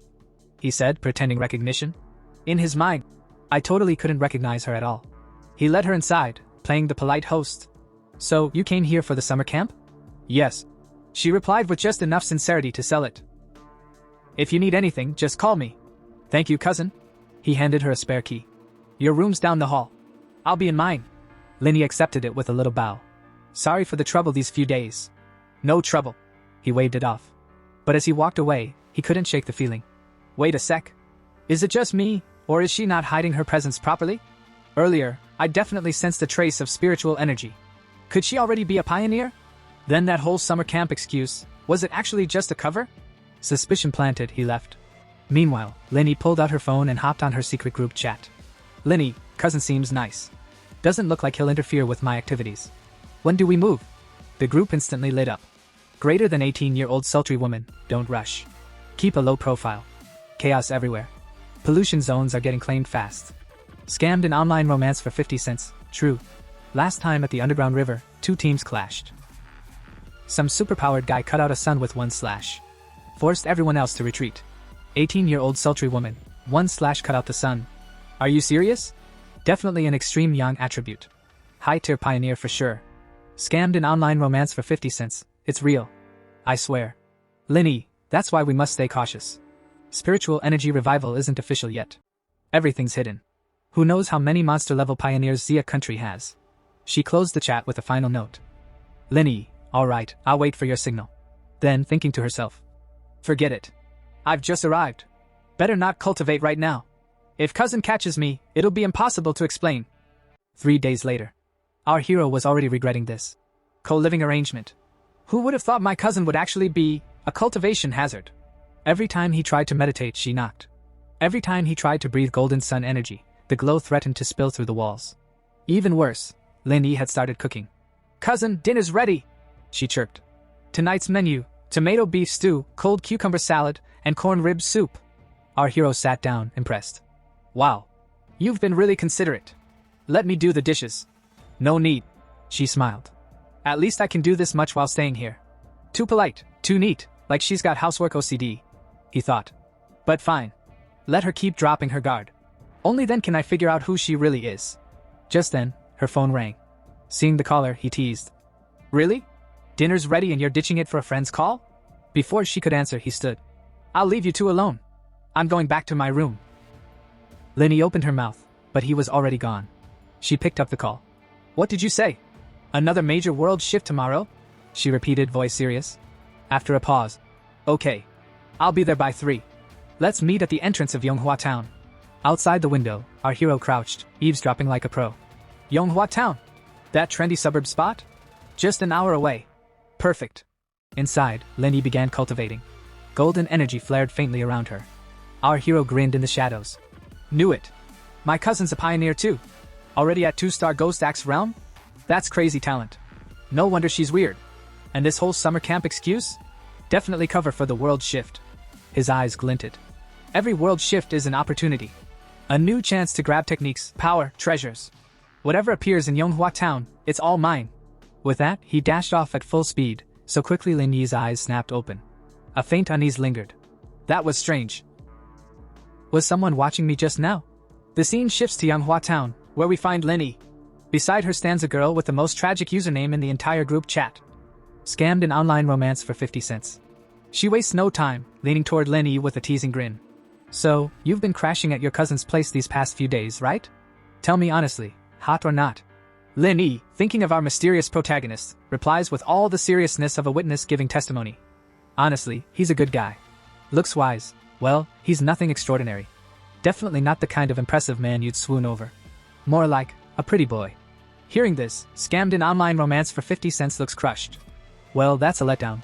She mutters, as if she just discovered her favorite K-drama star was secretly bald. Before Linny can say more, another group member strides over. A self-proclaimed 18-year-old sultry woman, the kind who probably adds sultry to her username unironically. She smirks and says, Don't forget, Lindy once described herself as just an ordinary girl too. More members shuffle in, including a boy sitting a bit farther away who suddenly shouts like a bored dungeon master. Alright, since everyone's finally here, let's get down to the main issue. Linny interrupts, raising her hand like a schoolgirl in class. Wait. She's not coming again? The boy shakes his head, expression flat. Still only 6 of us. She's not coming. Sultry woman shrugs, already used to the absentee member's mystery. She's always been like this. Let's just move on. And so, the little band of pioneers heads off toward their destination, completely unaware that our true hero is lurking at a distance, watching quietly like a ninja stalker with better hair. As he observes, his spiritual sense picks up their energy. My cousin's team is pretty low-key. Weakest one's at 2-star Ghost Axe realm, that guy over there's at 3-star. And apparently they've got some powerful member who barely ever shows up. His gaze then shifts upward, to the mountain above Manhua town, where something truly bizarre is happening. A massive vine is descending from the sky. Not a thunderstorm, not an earthquake, just a giant green noodle from the heavens. Think Jack and the Beanstalk, except this thing doesn't bring magic harps or golden geese. It just exists. The vine doesn't release thunder. No blazing light. No destruction. It simply drifts in and out of reality, as though it's buffering on bad Wi-Fi. Lin Yi's team arrives at the site, staring up at the anomaly. My god. If I hadn't seen it with my own eyes, I wouldn't have believed it. Sultry woman whispers, sounding less sultry and more terrified. Behind her, scammed an online romance for 50 cents bites her lip. Wait, maybe we shouldn't go any closer. Linny blinks. Why not? Because. The girl swallows hard. My whole body just went cold. You guys saw the internal forum rumors, right? Last time this vine showed up, a whole team tried to make contact. Strong pioneers, way above my level, but none of them came back. Not even bones left behind. The corrupted aura in the air presses down on them like a funeral dirge. Scammed an online romance for 50 cents clutches her head, spiraling into panic. This isn't just some random event. This is a high-level world anomaly. Unknown. Dangerous. Terrifying. I wanted to gamble like a pioneer, get rich or die trying, but the moment I saw this vine I know I'll die here. I want to withdraw. Her teammates sober up at her outburst. Lin Yi, ever the calm scholar, nods. You're right. We feel it too. This wood-type vine, it's strange. It feels like it's been drowned in the river of time, like all life has perished, vitality stripped away. Instead of giving energy, it wants to devour ours. She grips her hand tightly and adds solemnly.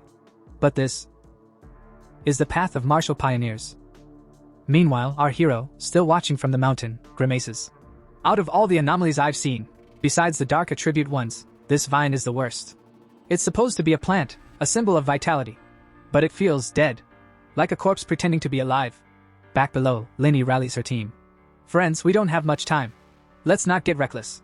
Spread out, sense the energy, but stay within sight of each other. Don't wander too far. Obediently, the group disperses. Linny perches atop a tree branch, beginning her cultivation. Our hero nods approvingly. Not bad. She chose the optimal range, cautious but efficient. Truly worthy of being a top student. Moments later, Lin Yi's energy surges, spiraling into the sky. She's about to break through. Already reaching 3-star? My cousin really is a genius. Down below, her teammates cheer. 3-star Ghost Realm. But celebration is short-lived. The vine suddenly stirs. Its roots slither forward, homing in on them like a predator. The boy leading them pales. This is bad. The vine sensed us from this far away. Sultry woman gasps, voice trembling. It's coming straight for us.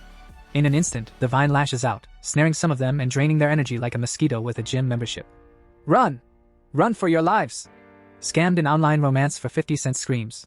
Lin Yi's breakthrough caused too much disturbance. If that vine grabs us, we'll be drained to nothing.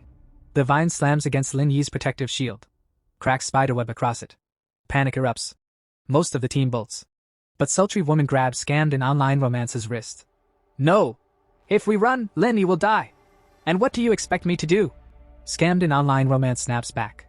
Donate my spiritual energy so she can level up while I get turned into compost? No thanks. Ignoring her, sultry woman turns to the group. We can't abandon her. The boy leading them glares, cold and pragmatic. Don't be naive. Life and death are fate. Wealth is heaven's will. We're all just casual teammates here. If we don't leave now, we'll all die. Before he can finish, smack. Sultry woman slaps him across the face so hard his dignity flies off into another realm. To hell with you. I won't abandon my comrade. And with that, she charges toward Lin Yi, while the rest of the group flees in the opposite direction. Up in the mountains, our hero stood dramatically at a cliff's edge, gazing down at the chaos below like some tragic opera performer. His brows furrowed, his eyes sharp with urgency. My cousin probably doesn't even realize the danger she's in. He muttered with that trademark heroic concern. She's still just a student, and that vine's power, TCH, even I'm not sure I can handle it with my current strength. But, he gripped his sword tighter, his aura sparking to life. A promise is a promise. I swore to Auntie I'd look after her daughter, and if I fail now, she'll never let me eat dinner at her place again. With that terrifying motivation, he drew his heavy sword. Determination blazed in his eyes like a cultivation novel cover illustration. Meanwhile, below, a sultry beauty had already dashed in to save Lin Yi. With elegance that could make even a demon blush, she hacked her way through the vine, until, of course, the vine got annoyed and wrapped her up too, At the same time, Lin Yi's little shield shattered like cheap glassware, leaving her exposed. And just as the vine was about to serve Cousin Yi as a leafy snack, whoosh!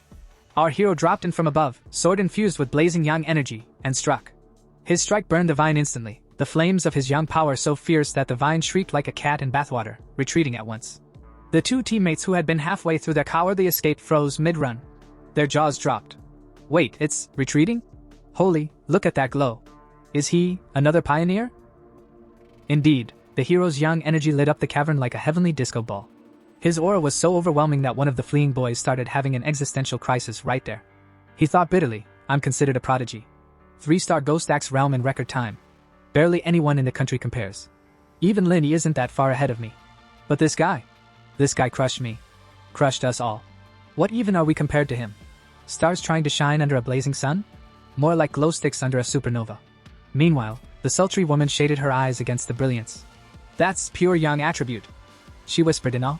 Only something that high-tier could suppress a desolate vine. Of course it's him. And then, ding! A crisp system notification popped up in front of the hero. Detected extreme wood attribute. Initiating auto-writing. Processing complete. Before he could even sigh about how convenient the system was, wood energy surged into his body, filling him with vitality. A huge grin stretched across his face. Incredible! This wood attribute technique, it's basically a perpetual battery. As long as there's life nearby, I'll never run out of juice.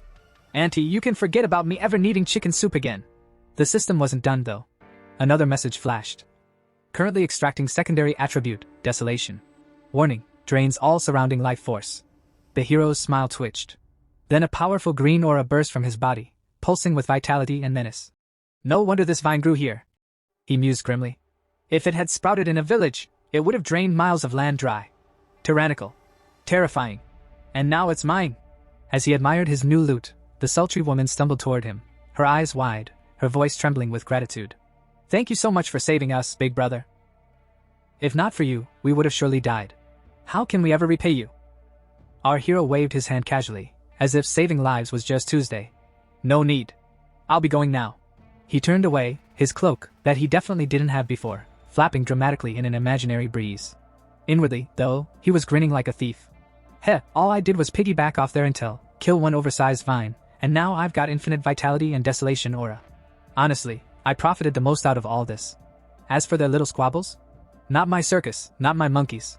Better to keep an eye on Cousin from now on. Behind him, the survivors could only watch in stunned silence. None dared to speak. Their pale faces showed it all, awe, fear, and the dawning realization that they just met a walking cheat code disguised as a man.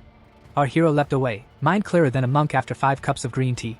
Danger, after all, has a funny way of stripping away masks, showing who's truly dependable and who's just good at posing in team photos. And this team? Well, let's just say a sack of drunk chickens would have been more organized. Left behind, scammed an online romance for 50 cents, yes, that's his name and yes, it's tragic, fidgeted nervously and asked the captain. He left so quickly. So, what do we do now? The captain sighed, the kind of sigh that suggested both disappointment and constipation, before replying. What's the matter? Regretting not helping him earlier? Too late now. With him gone, Lin Yi's advanced to the 3rd level. Our best option is to cling to this team like leeches at a spa. His gaze drifted to Lin Yi, who was deep in cultivation. She sat serene, wrapped in a faint shield of aura that looked sturdy enough to repel mosquitoes but already had a few cracks. Still, moments later, boom, breakthrough achieved. Energy surged around her like she just downed 3 cans of Red Bull. The 18-year-old sultry teammate practically launched herself forward, squealing. Lin Yi! You finally woke up! The captain gave her a glance, then leaned toward nervous 50 cents, whispering like a conspirator in a cheap drama. Now it depends on her. If she's rational, she won't burn bridges with us. But forget that for now. Focus on that mysterious man. He's the real problem. Lin Yi blinked, groggy from her cultivation nap, and stared at the scene. Why are 2 of our teammates dead? And also, why do these vines look like they auditioned for a horror movie? Before anyone could answer, a wave of scorching yang energy blasted from behind. Even at a distance, it felt like someone had turned the spiritual thermostat to oven. The captain stepped up, looking all serious, and said, Allow me to explain. And explain he did. Later, Lin Yi walked home, brain buzzing with the captain's words. A mysterious powerhouse had appeared, flat in danger, and left without so much as a business card. Supposedly, even the feral vine that had been terrorizing them now floated in the sky like a chastened balloon, refusing to come back down. The vine scared like a chicken, the captain had said with reverence. And that man was a monster. Shaken, Lindy reached her apartment. She opened the door and found, surprise, surprise, our hero waiting with a smile as casual as if he'd just come back from buying dumplings. "You're back," he said warmly. But spotting her pale face, he asked, "You okay? You look like you just binge-watched a tragedy marathon." Lindy quickly fibbed. "Just tired from studying." The hero nodded. "Good effort. Should we order takeout?" She agreed and scurried to her room, closing the door like she was hiding state secrets. Collapsing on her bed, she muttered, "Breakthroughs are exhausting. Wielding the divine axe takes more mental power than cramming a semester's worth of physics overnight." She scrolled her phone. Because naturally, enlightenment and doom didn't stop anyone from checking notifications. That's when a new message from Jialan appeared. "If any trace of that powerhouse appears, notify me immediately." Lenny froze. Jialan never messaged. Carefully, she typed back, "Got it. By the way, do you think the person who saved us was the one from the Dark River Molten Dragon incident? And if so, why would he save us?" Her fingers hesitated, then hit send. Meanwhile, cultivation news headlines popped up. "Breaking news, a tribute god returns. That slash pierced the sun. Heaven's light devoured in white blaze." Lin Yi's jaw dropped. If these reports were true, then her mysterious savior was less, senior, and more. Walking apocalypse. Meanwhile, outside, our hero had already hopped onto his trusty bicycle, yes, a cultivator's weapon of choice apparently, and pedaled off, scheming. Lin Yi's guard should be down now. She won't suspect me watching her. Next step, the desolation attribute. He mused as he rode, narrowly dodging pedestrians. The desolation attribute was plant-like yet sinister, corrosive even, basically the bad boy of attributes. Jamming it straight into his body might turn him into spiritual Swiss cheese, especially since it clashed with the thunder attribute. No, the best way is through something like that ghost vine. It evolved on its own when the spiritual energy revived. That's what birthed desolation. His eyes gleamed. He knew exactly where to go. With a grin, he shifted gears and sped through the streets like a delivery rider on a mission. Destination, the city's forest park. He strolled into the park grinning like a man about to pull off a magic trick. Leaning close, he whispered to himself, "Time to pick a plant that vibes with my spiritual energy. Come on, lucky green soulmate, show yourself." With a flourish, he unleashed his wood attribute aura. A soft green glow burst from him, spreading out like an eager spotlight. Instantly, flowers, shrubs, and even a couple of old trees leaned toward him as though he just announced he was handing out free snacks. The plants weren't just reacting, they were begging.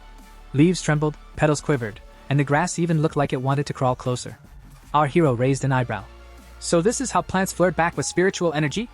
Bold move, Mother Nature." "But," he frowned. Still not enough. Determined to turn up the volume, he poured out more energy. And then, bam, a tiny wildflower in the grass began glowing brighter than the rest, pulsing like a disco ball at a spiritual rave. Curious, he crouched down. Could it be the chosen one? He stretched out a finger, gently touching the flower. To his surprise, the little blossom curled around his fingertip, clinging like a clingy puppy. Our hero blinked. "Wait, it's nuzzling me? This is a flower, not a golden retriever." The flower shivered happily, like it couldn't get enough of his aura. Stroking it gently, he whispered, "Out of this entire forest, you're the one who loves me most. Perfect candidate to carry the desolation attribute." He grinned. "I'm ready. Are you ready?" The flower bobbed up and down like it was saying, "Heck yes." Closing his eyes, he funneled energy into it. Ding! System notification, embed desolation attribute into this object? Yes. The moment his power flowed in, the flower lit up like a firecracker. Leaves sprouted, its size swelled, and a frightening aura spilled out, rolling over the garden like a toxic wave. The lush green paradise shriveled instantly. Trees wilted, bushes withered, and within seconds the whole place looked like it had been fast-forwarded straight into post-apocalypse mode. Our hero gawked. 3 seconds. It only took 3 seconds for this thing to drain the whole park? That's way too overbearing. This isn't a flower, it's a demon in disguise. Panicking, he lunged forward to yank the thing out of the soil. But just as quickly, he froze. Wait, if I keep this up, the Spirit Energy Association will be on me faster than loan sharks on payday. This is the city center. Of course it's crawling with surveillance. Still, he ripped it out anyway. Yet even rootless, the flower refused to chill. It kept absorbing energy from everything around like a toddler with an endless juice box. He stared in disbelief. Even without soil, it's still eating? Can it survive like this? But now its greed was oddly tender, like gentle sipping instead of crazed slurping. He smiled faintly, stroking its leaves. Unbelievable. Just a wildflower before, but now, after embedding an attribute, it's evolving. Like I've unlocked its Pokemon evolution stage. Then, flash! Blinding light flooded the area, and a siren wailed. Warning, warning, abnormal value exceeded. Warning. Our hero's grin froze. Crap. He clenched his jaw. They noticed. Time to run before I end up as Exhibit A in some research lab. Without another thought, he bolted out of the park at full speed, clutching the overpowered flower like a man making off with stolen treasure. Meanwhile, alarms blared across the city. Inside the Reiki Plant Research Department, chaos erupted. Scientists spilled their coffee, slapped on their wristbands, and scrambled into protective suits. Abnormal value skyrocketing! One technician shouted. What the heck happened out there? The head researcher slammed the desk, voice booming. Seal the park immediately! Nobody enters. Nobody leaves! Within minutes, a whole squad in white hazmat suits was charging toward the scene. The moment they arrived, one of the researchers checked his instrument, and his face turned the color of spoiled tofu. This is terrifying, he stammered. Earlier at King Cheng's North Gate, the readings had spiked at 810. When they encountered the Dark River Molten Dragon, it had barely hit 25. But here... Exactly! Another member cut in, his voice shaking. Once spiritual energy concentration hits 10, the military usually storms in with tanks and heavy artillery. And this park? It never even came close to 10 before today. Every member clutched a device that looked like a love child of a Geiger counter and a selfie stick. One of them jabbed a probe into the soil and muttered, bewildered. Strange. Humidity, normal. Ground moisture, normal. Sunlight, also normal. Radiation levels? Nothing unusual. But these plants. He bent down, staring at the shriveled grass. It's like their life force was vacuumed out in seconds. The group exchanged uneasy glances. Someone whispered the question that was sitting in everyone's throat. What kind of attribute could do this? Before anyone could answer, a man sprinted over like he'd just seen his ex with someone richer. His face was pale as death. Don't move forward. Don't touch it. This is the desolation attribute. The word detonated like a grenade. Faces blanched. Knees wobbled. One poor intern nearly fainted. Desolation attribute? Someone croaked. What's that supposed to mean? The team's old professor, beard flowing like he'd stepped straight out of a cultivation painting, cleared his throat dramatically. You've all heard the legends of the sky-hanging vines, haven't you? Every pair of eyes froze. Someone muttered in horror. You don't mean the demonic vine? The one that was classified as an A-level mutation? The professor nodded grimly. Yes. Because of its extreme danger, it was given A-rank status. Countless explorers entered its domain, only to vanish without leaving behind so much as a tooth. Its true terror lies in this attribute, desolation. It drains the life from everything around it. That is the nightmare we face. The word sank in like a bucket of ice water. One trembling rookie turned to the professor. Teacher, if I'd taken one more step earlier, would I already be, fertilizer? The old man's gaze hardened. Yes. Once a plant awakens the desolation attribute, it creates a death domain. Anyone inside will have their life force completely sucked dry. I've read the records. In Kong City's ancient tree zone, one decay tree corrupted the entire forest into a forbidden wasteland.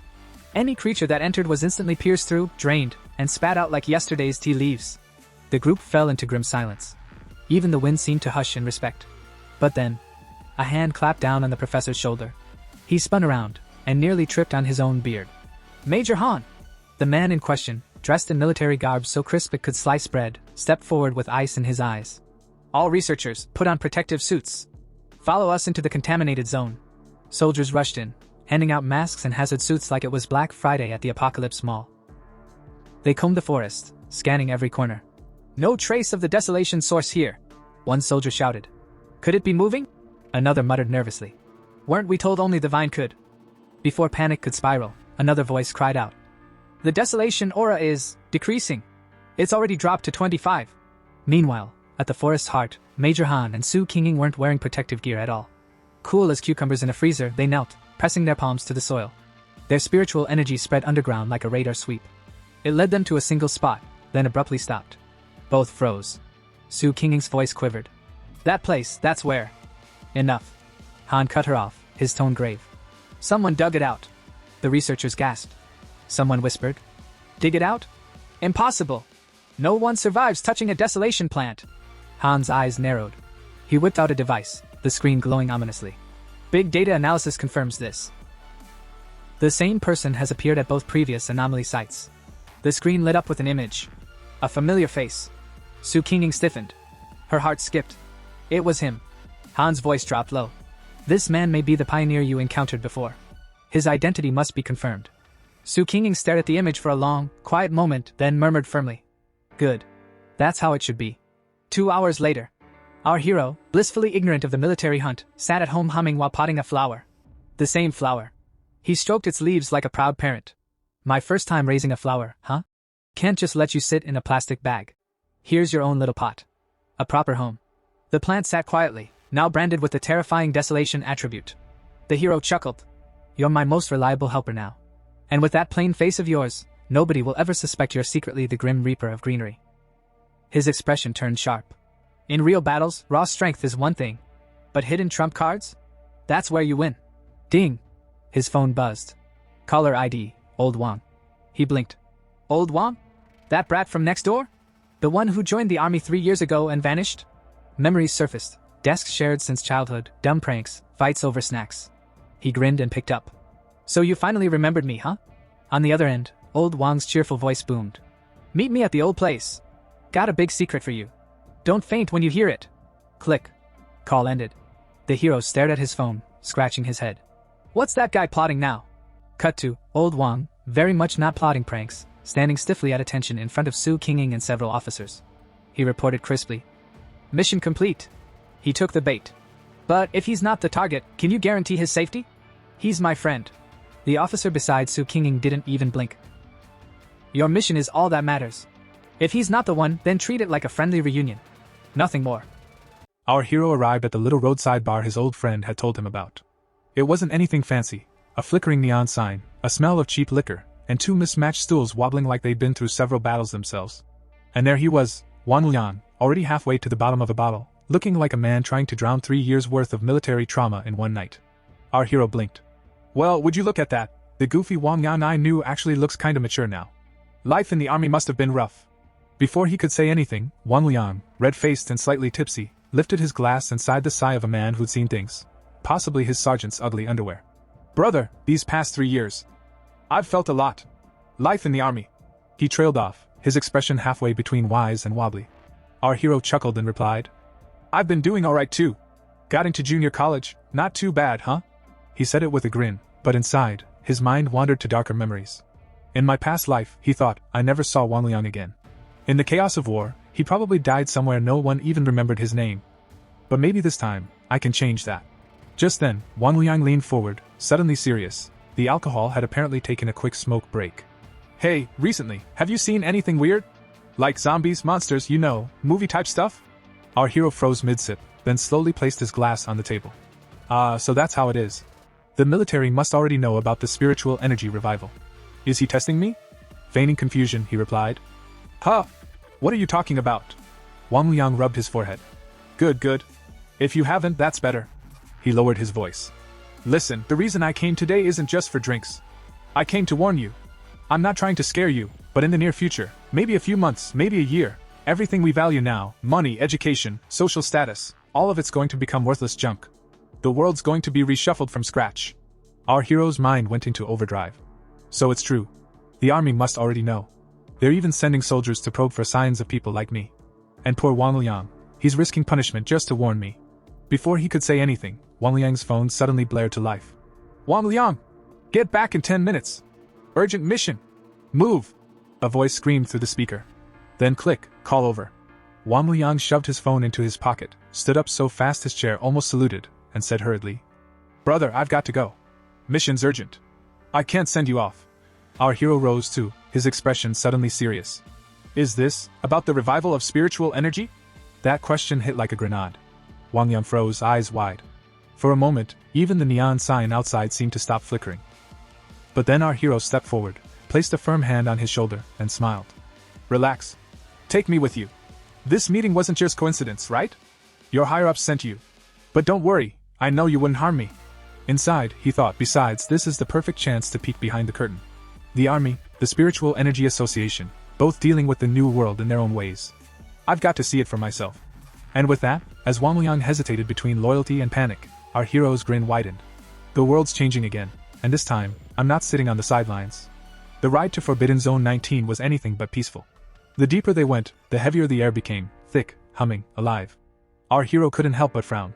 This spirit energy density, it's insane. It's thicker than a polluted field. You could practically chew the air. Wang Liang, as usual, strutted ahead like he was on a coffee run instead of entering a high-risk military zone. He flashed his ID card at the checkpoint. The soldiers guarding the gate straightened up instantly. Wang Liang, back from leave. Verification complete. They stepped aside. The moment the two crossed the threshold. Boom! The ground exploded beneath them. Smoke and dust shot into the sky like a volcanic sneeze. Alarms blared. Soldiers shouted. And when the smoke finally cleared, a monster stood in the middle of the chaos. A hulking beast, half flesh, half nightmare, glowing with dark red energy lines that pulsed like molten veins. Soldiers were already engaging it, firing bullets, hurling bursts of spirit power. The creature just roared, and its mouth fired a laser beam. Because apparently, physics had taken the day off. Our hero's eyes went wide. Wait, that's a fusion attribute. A calm yet commanding voice answered from behind him. Correct. Darkness and flame, a deadly combination. He turned to see Officer Jialan, the same woman who'd interrogated Wang Liang earlier. She was all cold authority, crisp uniform, ghost axe insignia gleaming, eyes sharper than a blade. Several soldiers have already been injured. She continued, her tone steady even as the ground trembled beneath them. Just then, Wang Liang came sprinting up, slamming a fist to his chest in salute. Reporting in. I've arrived. Jialan's expression twisted faster than lightning. You idiot! You brought a civilian into a restricted spirit zone without authorization. Are you trying to get court-martialed? Wang Liang froze, sweat beading at his temple. Surprise field trip? Jialan glared so hard he almost combusted on the spot, but after a moment she exhaled sharply. Forget it. We don't have time for this. Get in formation! Then she turned her icy gaze to our hero. So this is Fangi. Humph. I don't see anything special. Spirit energy response barely detectable. Maybe he's not the one. But she shook her head. Whatever. Since you're here, I'll keep it simple. This is a forbidden zone. From the moment you stepped inside, your life and death are your own problem. And whatever you see here stays here. Understood? Our hero smiled faintly. Crystal clear. Good. Now stay out of the way. Jialan barked out orders. Soldiers moved with mechanical precision. Team Alpha, suppressive fire. Team Beta, spirit barrage on my mark. Two soldiers unleashed brilliant waves of spiritual energy that slammed into the beast. Jialan followed up, drawing her pistol with practiced grace. Bang bang bang. 3 to 4 shots struck the creature squarely, each bullet glowing with runic energy. The beast howled in fury, shaking the entire field. Its aura darkened, flames erupting from its body as soldiers shouted in panic. It's mutating! It's evolving again! Oh great! Our hero muttered. Just what we needed. Pokemon Evolution, Nightmare Edition. The monster lunged, claws flashing, eyes blazing. A soldier screamed. Li! Watch out! But before the claws could strike, Jialan fired again, bullets cutting through the air like meteors. Keep your distance! She roared. Do not let it complete its evolution! Our hero watched quietly, arms folded, even as chaos erupted around him. A disciplined unit. Perfect coordination. Every soldier trusts the others completely. Together, they fight like one living organism.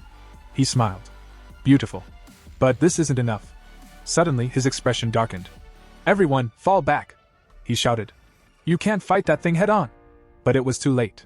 From the beast's body burst a violent wave of purple energy, exploding outward like a shockwave of pure death. Jialan's voice cut through the roar. Raise the alert level! Forbidden Zone mutation level, Gamma! No retreat authorized! The soldiers braced themselves. The creature, now fully mutated, loomed like a demon out of legend. Jialan shouted. Careful! The Hellhound has completed fusion, darkness attribute fully integrated. Our hero's heart seized. Wang Liang was standing right in front of it, frozen in terror. Wang Liang! Move! Jialan screamed. But he couldn't. His body refused to obey. Our hero clenched his fists, lightning flickering around him like angry fireflies. Damn it! The beast roared and swung its claws. Wham! Wang Liang was sent flying, crashing to the ground near our hero. Blood splattered across the dirt. Wang Liang! Our hero dropped to his knees beside him. His friend coughed violently, blood staining his lips but a faint grin on his face. Don't worry about me. I just reinforced the restraining collar with my spirit energy. He coughed again. We, the soldiers of Forbidden Zone 19, don't back down. Seeing his friend broken and still trying to stand, something snapped inside our hero. Lightning roared to life around him, the air crackling with fury. His calm smile was gone, replaced by raw determination. The battlefield was chaos, explosions, smoke, and the unholy roars of the mutated hellhound tearing through the air. Officer Jialan barked her orders with a voice like steel. Everyone! No matter what it takes, whatever tactics or methods, even if it costs us our lives.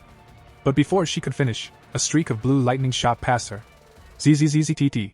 Her words caught in her throat as her hair whipped in the sudden wind. Wait, what the HEY? What do you think you're doing?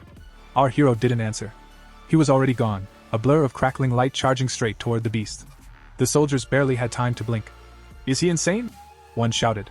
He just ran into a Class B monster alone. But our hero wasn't insane. He was furious. Lightning coiled around his arms like living serpents, his eyes blazing like thunderclouds ready to burst. His rage crackled in the air, sharp, electric, unstoppable. You hurt Wang Liang, he thought, and for that you pay. He dashed forward, leaving scorch marks in his wake, and roared. You're far too arrogant. Time to shatter that pride of yours. The hellhound roared back, its molten red eyes flaring with hatred. It swung its claws, slicing through the air, each strike powerful enough to tear steel apart. But our hero? He vanished. In the blink of an eye, he was already behind the beast. Lightning danced across his fingertips, gathering, condensing, howling to be unleashed. Divine thunder, he whispered, voice low and dangerous. Descend! The explosion of lightning that followed lit up the entire zone. Boom! Thunder roared across the battlefield as the hellhound's massive body was sent crashing into the ground. The shockwave tore through the earth, hurling dirt and debris high into the air. Even the soldiers had to brace themselves to avoid being thrown off their feet. When the dust settled, the creature lay half buried in a crater, still twitching, electricity sparking across its charred hide. Silence. Absolute silence. A young soldier's voice trembled, breaking the stillness. Was I seeing things? That was a Class B mutation, right? Even Officer Jialan couldn't take it head on. No one answered. Jialan herself stood frozen, standing beside the battered Wang Liang, her sharp eyes wide with disbelief. Wang Liang, half conscious, managed a shaky grin. Officer, don't tell me my brother is actually... Jialan cut him off, her voice tense, almost reverent. Yes, none of us saw wrong. She exhaled, eyes locked on the figure standing amidst the smoking crater, lightning still crackling around him like a god descended from the storm. He truly is, the tyrant we've been searching for. The battlefield was quiet now, eerily quiet. The massive beast that had terrorized Forbidden Zone 19 lay sprawled across the shattered ground, its charred body twitching weakly, refusing to accept its fate. Even half dead, it tried to rise again. Our hero stared down at it, eyes cold, voice steady. Still not dead? Then I guess we'll do it the hard way. He turned slightly. Officer Jialan, Old Wang, both of you fall back. From a distance, Jialan's heart tightened. A B-level mutation, and he's handling it solo? Normally we need an entire formation, coordinated spirit cannons, and at least 3 noble sacrifices. Her jaw clenched as she watched. This isn't just power. This is mastery. The pinnacle of the thunder attribute, maybe even the top across the entire Xia kingdom. If spiritual energy ever fully revives, what kind of monster will he become? Up ahead, our hero slowly raised his right hand. The air trembled. The sky darkened, clouds twisting into a colossal vortex. Lightning gathered above like 1,000 dragons preparing to strike. Crack, boom!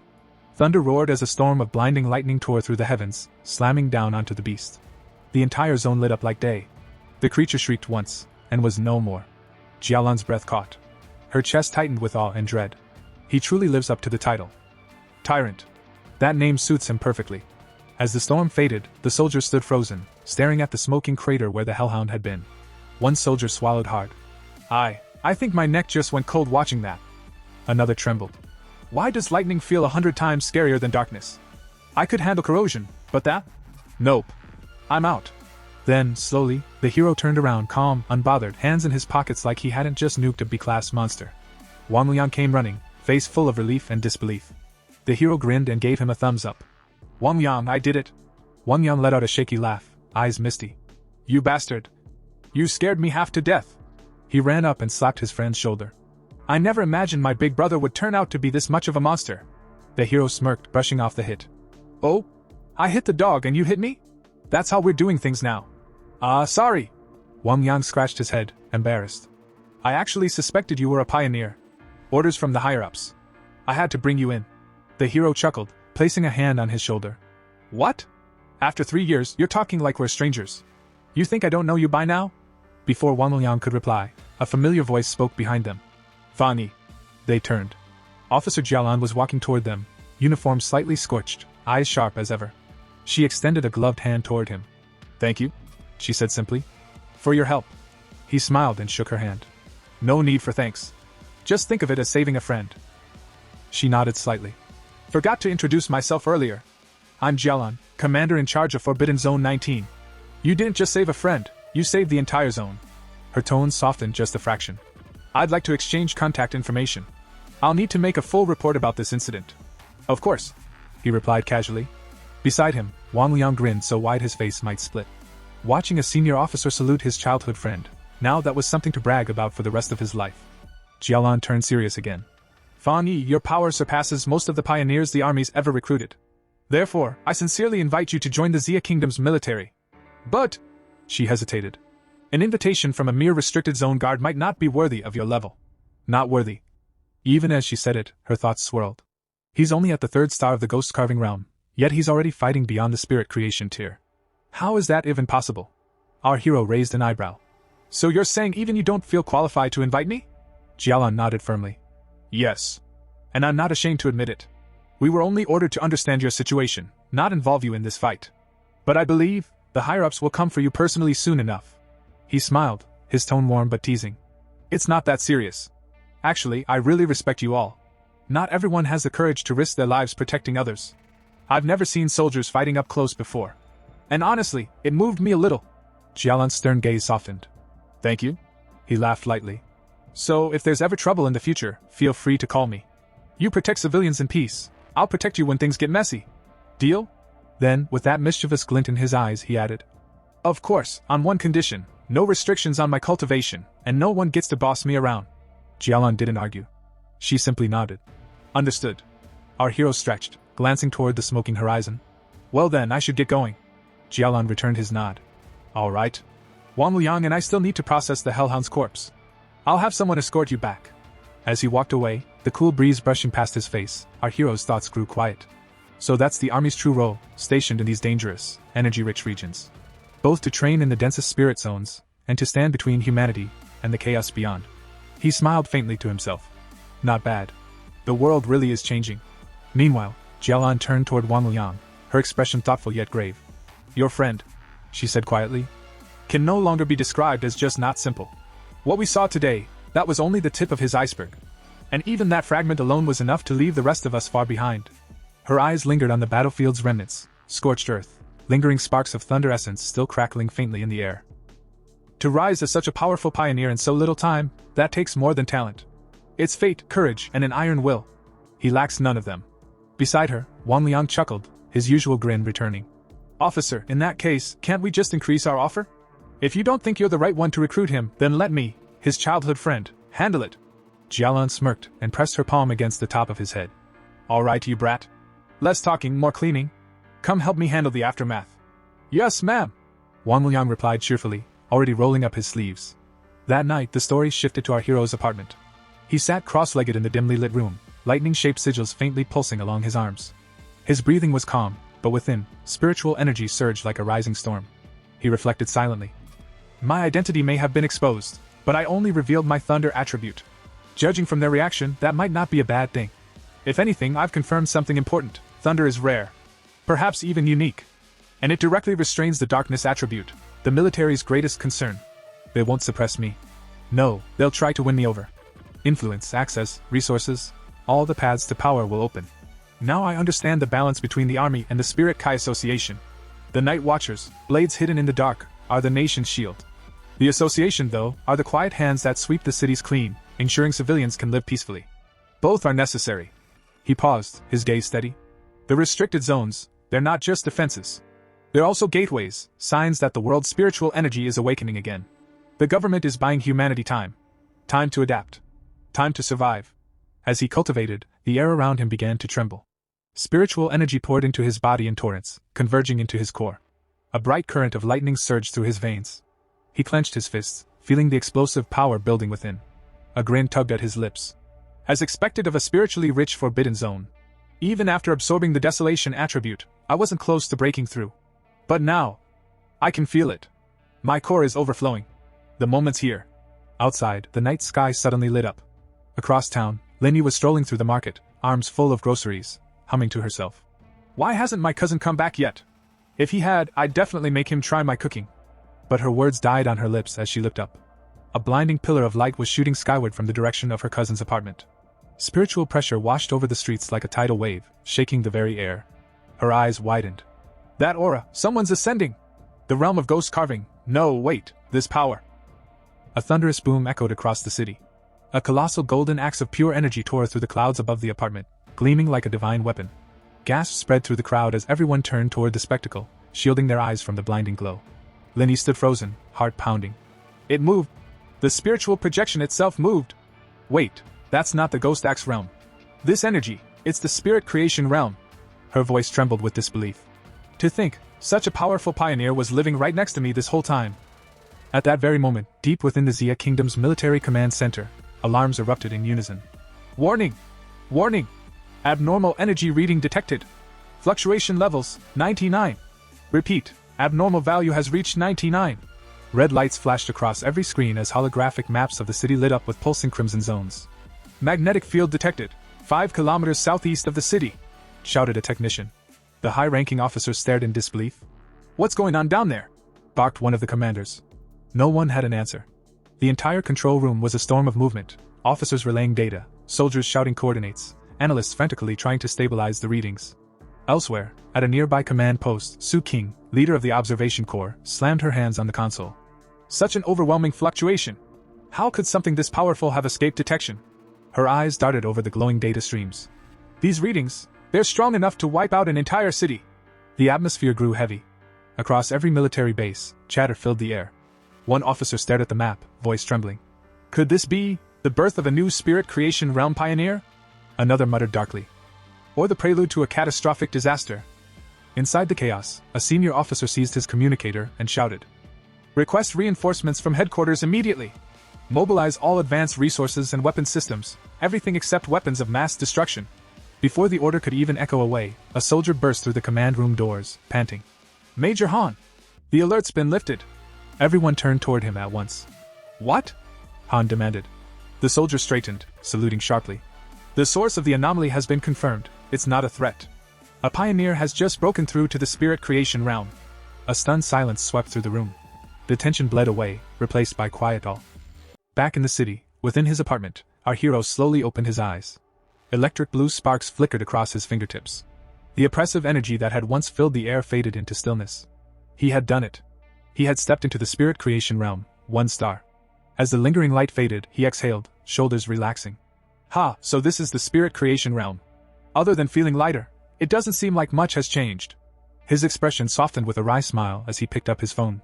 Notifications filled his screen, reports of abnormal energy surges, military alerts, and countless chat messages from the organization's network. Among them, a familiar name caught his eye. Lin Yi. She'd been posting in their group chat, her tone anxious. He scrolled through the messages, thinking to himself. Wang Liang was right. This is exactly why I've stayed cautious, both of the military and the Spirit Kai Association. Too much attention only brings trouble. That's why I've kept my Solar Flame attribute and the Scarlet Fire Sword technique hidden. He typed a short reply. Don't worry. I'll handle it. I still have a trump card left. It was signed simply, Fong. Just then, the door creaked open. Lin Yi stepped in, carrying a food container. I'm back, she said brightly. Cousin, have you eaten? I brought you something.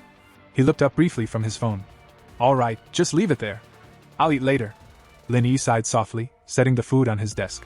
She gazed at him, lightning still faintly flickering in his eyes, and thought to herself. Cousin's so disciplined, no bad habits, no arrogance, but he's so lazy. She shook her head helplessly as he continued scrolling on his phone, completely absorbed.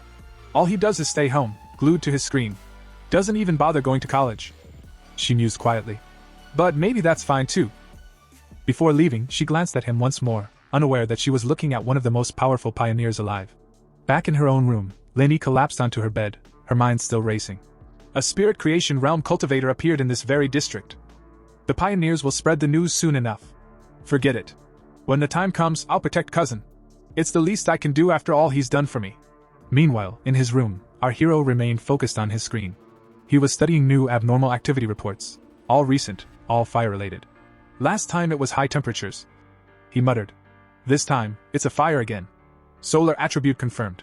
He tapped a video attachment. Flames erupted across the screen, consuming a playground in seconds. The trees, the flower beds, all reduced to ash. The area's sealed off already. He noted. The video cuts off too fast, but this fire's far stronger than the one at the north gate. His eyes narrowed, lightning flashing faintly within them. If this solar attribute really is different, I need to see it for myself. He picked up his communicator, expression sharpening. But first, I'll have to contact her.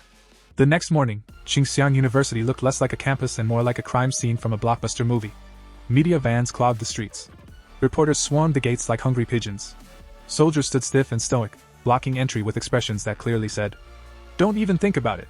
Whispers buzzed through the crowd. "Hey, I heard the university caught fire and no one can put it out," one reporter asked a soldier. His colleague leaned forward eagerly. "Were there any casualties? Why hasn't this been on the news? A whole university burning is kind of important." Nearby students argued passionately. "Is it safe for us to even be here?" "Safe? Brother, even the grass inside is probably on life support. I told them to ban flammable materials on campus. No one listened." And then, the crowd fell silent. A soldier at the gate stiffened, saluted, and swung the gate wide open. Because Jialan walked in. Beside her walked our hero. Instantly, jaws dropped. Who are they? They look important. Why can't we go in, but that random guy can walk in like he owns the place? As the doors opened, the blazing inferno inside came into view. A swirling sea of golden flames devouring everything in its path. Our hero stared at the fire, eyes wide. Burning like this. Is this a fire from heaven? Jialan nodded, completely calm as if they were discussing the weather. Yes. That's the official classification. Appears without warning, impossible to extinguish, and it only stops once it's consumed whatever it desires. Very poetic, very deadly. Then she looked at him. Fan Yi, I need to meet the principal. Will you wait here or come with me? I'll stay here, he replied. Jialan gave him a meaningful look. Be careful. We'll regroup later. And with that, she left. The area was deserted, cordoned off with barricades and warning signs. Our hero crouched, touching the scorched ground. Cold. Completely cold. No lingering energy, no remnants of heavenly fire chi. I thought I might be able to collect some. Too optimistic. Just then, a startled voice rang out. Fan Yi? Is that really you? He turned. Chu Qingli. Beside her stood her friend, a girl with glasses, a pointed chin, and the personality of a malfunctioning loudspeaker. She jabbed a finger at him instantly. Hey, is that him? The ex-boyfriend you told me about? The guy who only made it into a community college? She burst out laughing, slapping Chu Qingli's shoulder like she was trying to dislocate it. Brother, I understand now. You still have feelings for Qingli, don't you? But please, look at reality. Look at yourself. Do you honestly think you stand a chance? Our hero blinked slowly. Lingering feelings? For her? More students gathered, sniffing drama like sharks sensing blood. Isn't that Chu Qingli? Who's that dude with her? Probably another desperate admirer. He doesn't even look like he's from our school. Security needs to do their job. Why are random people just walking in? The glasses girl marched right up to him, finger practically touching his nose. Qingli is our university's goddess. Defending angel. Campus belle. Whatever you people call it. She has suitors lined up from the gate to the cafeteria, all better than you. So leave. This place isn't for you. She huffed, eyes narrowing suspiciously. And we're under lockdown. So how did you get in? If you can't explain yourself, I'll report you to security. Chu Qingli looked conflicted. Didn't he swear he'd never regret breaking up? Then why is he here? Is he chasing me again? Before the drama could escalate, Jialan returned. Her presence hit the crowd like a pressure wave. Students fell silent. Even the loudspeaker girl's fingers slowly drifted downward like a defeated antenna. Jialan raised an eyebrow. Fan Yi, are these your friends? He shook his head calmly. No. Just high school classmates. Not friends. Jialan nodded, a faint smile playing at her lips. Ah. I see. Just classmates, not friends. She then turned her gaze to Chu Qingli and the glasses girl. Her expression became ice. The two girls froze instantly. One thought flashed in both their minds. This woman, who is she? Why is she speaking so casually with Fan Yi? Then Jialan stepped beside him. I finished speaking to the principal. The situation with the heavenly fire is far more complicated than expected. He wants us to investigate the exact point where the fire first emerged. She looked at Fan Yi seriously. And since your current identity is that of a specially invited military consultant, you'll need to accompany us. Fan Yi nodded. No problem. Just then, a thunderous command echoed from behind them. Everyone step back. During the fire lockdown, no one is allowed anywhere near the playground. The firm voice cut through the noise. The crowd instinctively turned, and froze. Standing there was the university principal himself. A wave of gasps rippled through the students. Chu Qingli's pupils shrank, her face stiffening as disbelief flooded her mind. The principal, here? They say he's busier than a dragon, seen once in a lifetime. Even vice principals struggle to meet him. And he never smiles. Ever. Her gaze flicked unconsciously to Jialan and Fan Yi. Could it be? Did he come because of them? Beside her, the girl with glasses curled her lips into a smug grin and whispered. Heh. The principal actually showed up. Maybe he's here to arrest those two intruders. But the next second, the principal walked straight past everyone. Straight toward Fang Yi. He stopped in front of him, extended his hand, and smiled. Hello? You must be Advisor Fang, he said warmly. The officer Jai recommended you to me. The principal's tone turned sincere. These past few days, the university has been plagued by abnormal incidents. I've been deeply worried the fire might endanger our students. It's a great relief that you're here. He paused, then lowered his head slightly. The matter of the playground. I'll be counting on you. The bow wasn't deep, but it was unmistakably respectful. The security guards reacted instantly. Everyone, please return to your dormitories. There's nothing more to see here. Disperse at once. The crowd was ushered away, but the shock lingered. Chu Qingli stood rooted to the ground, her mind blank. The students nearby erupted into hushed chaos. Did you see that? The principal bowed to him. At his age? To someone that young? No wonder he could walk straight into campus. That kind of treatment. Someone scoffed softly. Earlier, who said he was just Chu Qingli's ex? Ridiculous. Even if she chased him, there's no way she could catch someone like that. Another voice chimed in. Did you notice? He didn't even look at the campus bell once. Chu Qingli's fingers clenched. She couldn't move. She couldn't breathe. Ahead, Fang Yi walked alongside the principal and several military officers as they moved deeper into the restricted area. As they walked, the principal explained gravely. After the golden light at the academy's north gate dissipated, we thought the situation had stabilized. But a few nights ago, one of the playgrounds suddenly ignited. Fire trucks were dispatched, but the flames couldn't be extinguished. Fortunately, it happened late at night. No students were present, and we sealed off the area immediately. His expression darkened. One playground catching fire could still be dismissed as coincidence. But then the second, the third. I personally witnessed flames falling straight from the sky. Scarlet fire floating in midair for no reason at all. He exhaled slowly. The other playgrounds eventually went out. Only this one never did. They stopped. Ahead of them, a playground burned like a living furnace. Golden red flames roared, warping the air itself. The choking stench of burning rushed forward. Fan Yi's eyes narrowed. This basketball hoop? He asked calmly. Is it the initial ignition point? The principal nodded heavily. Yes. Only here. The fire has never once gone out. At that moment, Jialan stepped forward and took out a small, palm-sized device. Seeing it, Fan Yi raised an eyebrow. What's that? She replied seriously. An abnormal spiritual power detector. Think of it that way. If the threshold exceeds 10, ordinary people must be kept away. Human life is fragile. For normal civilians, anything above that level is already a natural disaster. The device beeped. A number flashed on the screen. 60. Jialan's face drained of color. This is far too high. This won't do. If this continues unchecked, not only Qingxiang University, the entire city will be affected. Her voice turned urgent. We must immediately dispatch 3 Ghost Acts and 3 2-star soldiers, plus 7 Ghost Acts and 2 3-star soldiers, to form a suppression array. We need spiritual power of the purest kind. Cultivators with the most solid foundations. As she spoke, the principal suddenly noticed something. His gaze snapped forward. Fan Yi was already moving. Without hesitation, he vaulted over the chain barricade surrounding the playground. Straight toward the flames. Advisor Fang! Advisor Fang! Both Jialan and the principal shouted at once. Too late. The fire swallowed him whole. He stepped directly into the inferno. The detector shrieked. The number jumped violently. 60-110. Jialan's breath caught. It's rising, again. 110. Her voice trembled. This threshold already qualifies as an S-level anomaly. He went in alone. What do we do now? She tried to rush forward. But the flames suddenly surged outward, releasing a sinister, oppressive aura that slammed into her like a wall. She was forced back. Jialan stared ahead, horrified. How could he dare enter alone? Even the strongest war king of the restricted zone wouldn't attempt this so recklessly. Meanwhile, Fan Yi advanced steadily into the heart of the blazing inferno, walking straight toward the very center where the fire was erupting. With every step forward, waves of scorching heat crashed against him. As he moved, his thoughts remained calm and precise. Last time, the yang attribute shielded me from lightning. Naturally, this heavenly fire can be blocked as well. But while the attribute protects my body, I still can't directly touch the source flame. Nor can I activate techniques within its core influence. That means I must get as close as possible, first. Just as he reached the central zone, the flames suddenly twisted. Fire surged upward, condensing violently into the shape of a dragon. With a deafening roar, it lunged straight at him. Fan Yi's eyes sharpened.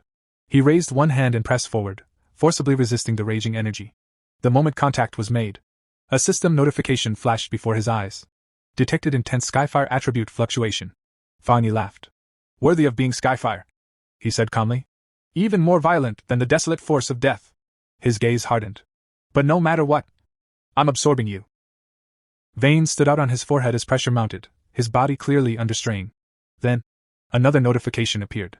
Ultimate calculation blade initializing. Compilation in progress. Compilation successful. A smile curved at the corner of his lips. Immediately afterward, a third notification surfaced. You have obtained Skyfire Attribute Technique. 9 Dragon Skyfire Sealing Technique. 9 Dragons Descend. Skyfire eradicates evil and seals all demons. In that instant, Fan Yi fully acquired the Skyfire attribute. Power surged upward from his core, erupting toward the heavens. Another message appeared. 9 Dragon Skyfire Sealing Technique. Boom. 9 chain-like constructs burst from his back. They shot outward like divine restraints, instantly binding the dragon-shaped flames.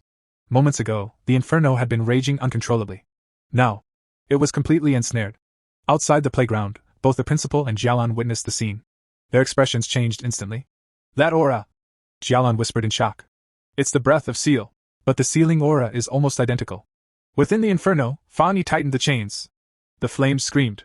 The vast sea of fire began collapsing inward, compressing rapidly.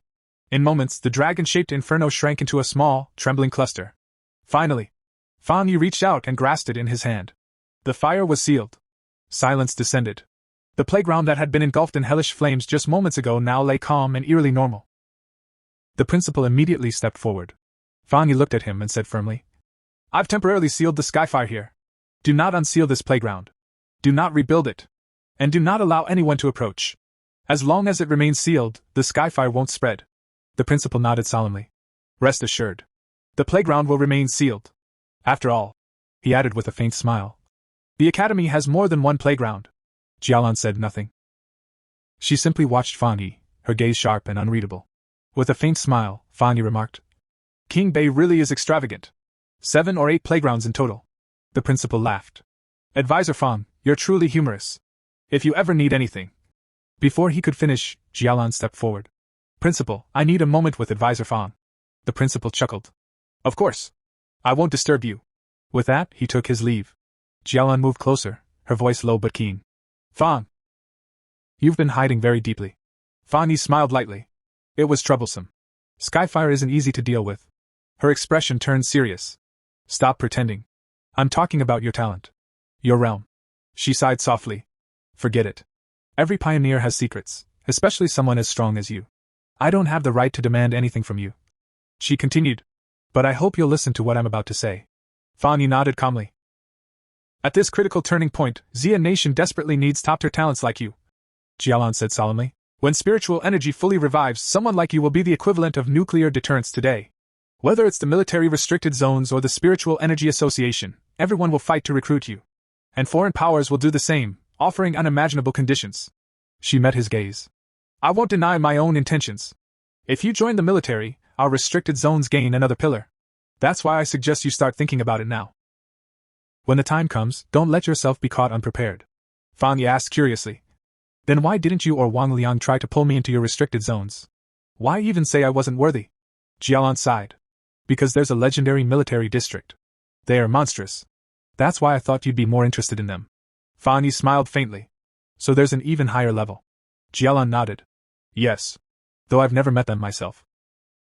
I've only heard they've been extremely busy lately. Fan Yi fell silent. If even the strongest military force in Xia Nation is overwhelmed, then the anomalies they're facing must be terrifying. Jialan spoke again. Enough. Come on. The principal wants to treat us to a meal at King Chan University's cafeteria. As Fan Yi followed her, his thoughts grew heavier. If they're struggling too, then the threats out there are far beyond what most pioneers can handle. And from Jialan's tone, there are others at the spirit creation realm, perhaps even stronger than me. The revival of spiritual energy is accelerating. My preparations still aren't enough. His gaze lowered to his palm. Skyfire, chaotic, unrestrained, burning endlessly. The perfect weapon against proliferating anomalies. A spark ignited in his eyes. Yes. This is the ideal match for my Crimson Flame Blade technique. Enchantments that amplified destruction. The more, the better. Fan Yi advanced toward the back mountain, his massive blade resting in his hand. He stopped just behind a weathered warning sign planted at the foot of the peak. Dangerous mountain beyond this point. Entry strictly prohibited. His eyes narrowed. No abnormal activity detected here, yet the area has been sealed. The military wouldn't have reacted this quickly. Which means His thoughts sharpened. Only someone who knows this is where I train and experiment would block it off. The Spirit Association. A faint smile tugged at his lips. Did they give me this land to experiment freely? If that's the case, accepting their offer might not be a bad idea. Suddenly, his expression changed. He felt it. Something was behind him. Wait. Even trash has managed to sneak into the back mountain. An aura brushed against his senses. Cold. Foul. This presence. It's the same one I encountered at the factory, just weaker. High above, perched casually on a tree branch, sat a monkey-like monster, its crimson eyes watching him with unsettling intelligence. Fangi slowly raised his blade. Flames began to coil along its edge. So, he murmured, you've learned to assess enemy strength before attacking. He lifted his gaze. Then watched carefully. A system notification appeared before him. Heavenly Fire, also known as Upper Flame. Attribute, Light. Nature, Righteous, Destructive, Eternal. Primary use. Slaying wicked entities. Do you wish to infuse Heavenly Fire into the Tang Blade? Yes/no. Fan Yi selected yes without hesitation. The Heavenly Fire ignited instantly. Unquenchable. Relentless. Flames engulfed his eyes, reflecting a blazing gold-red glow. He smiled faintly. Let's test this sword on you. He swung. The blade howled. From the arc of the strike, 2 fire dragons erupted, pure heavenly fire given form. They roared as they surged forward. The monkey monster shrieked in terror. Barely escaping death, it leapt frantically from tree to tree, fleeing deeper into the forest.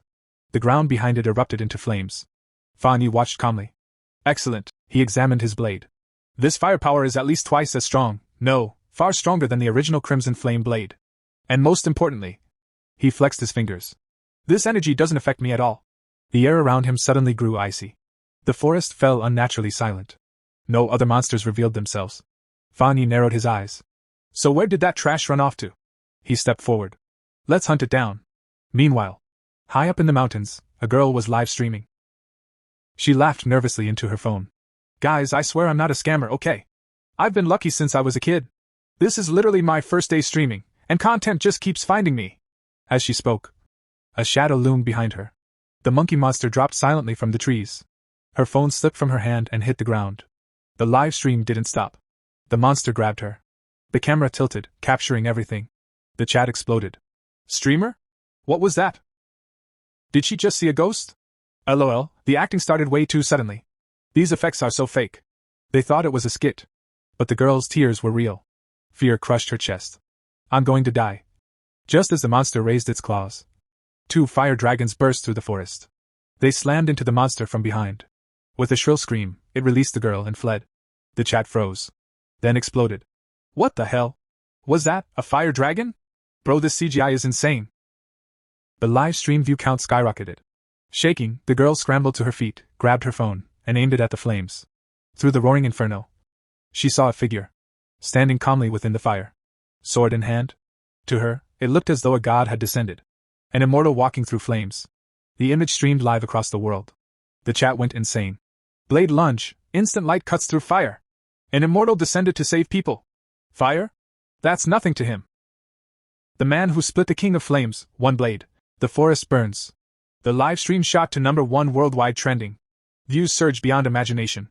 Elsewhere, Chu Qingli sat with her bespectacled friend. Suddenly, her friend gasped at her laptop. Qingli, come quick. An immortal really descended to save someone.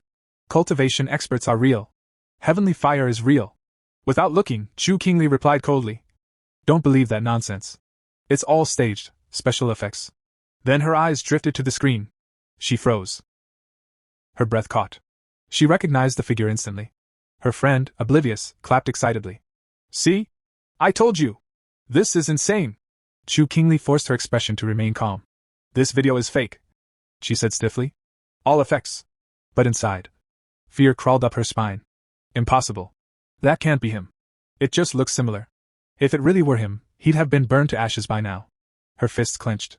And if it really is him, would he take this chance to get back at me? Her jaw tightened. No. I'll never bow my head. The scene shifted once again. This time, to the 81-year-old sultry woman and Lin Yi. Both of them were staring at the same live stream. Flames. A blade. A figure standing calmly within the inferno. The sultry woman narrowed her eyes, then turned toward Lin Yi. Doesn't he look familiar? She asked slowly. Like the pioneer who saved us from those vine creatures? Lin Yi's gaze darkened. I was thinking the same thing, she replied seriously. And recently, I found out that a top-tier expert who broke through to the spirit creation realm lives near my place. She paused, then added quietly. Could they be the same person? The live stream played endlessly across screens everywhere. In another place, a young girl leaned toward the boy beside her, eyes shining. Old lie, don't you think that's Fong? She whispered. He looks even stronger now. The boy swallowed hard and nodded. Damn right. That blade swing. It's exactly the same. He grinned with all. We really latched onto a monster-level big shot. The narrative shifted again. Inside the Spirit Association headquarters, a heavy silence filled the hall. Several seniors sat gathered around a long table, expressions grim. The city's crisis is drawing closer, one elder said slowly. And our pioneers are severely understaffed. Others nodded, voices overlapping with concern. Then another senior spoke. I heard the military already held in-depth talks with Fang Yi. At that, Su Qingning immediately spoke up, her tone firm. I trust him, she said without hesitation. He'll definitely help us. Nearby, Jilon leaned back in her chair, murmuring with a mix of awe and disbelief.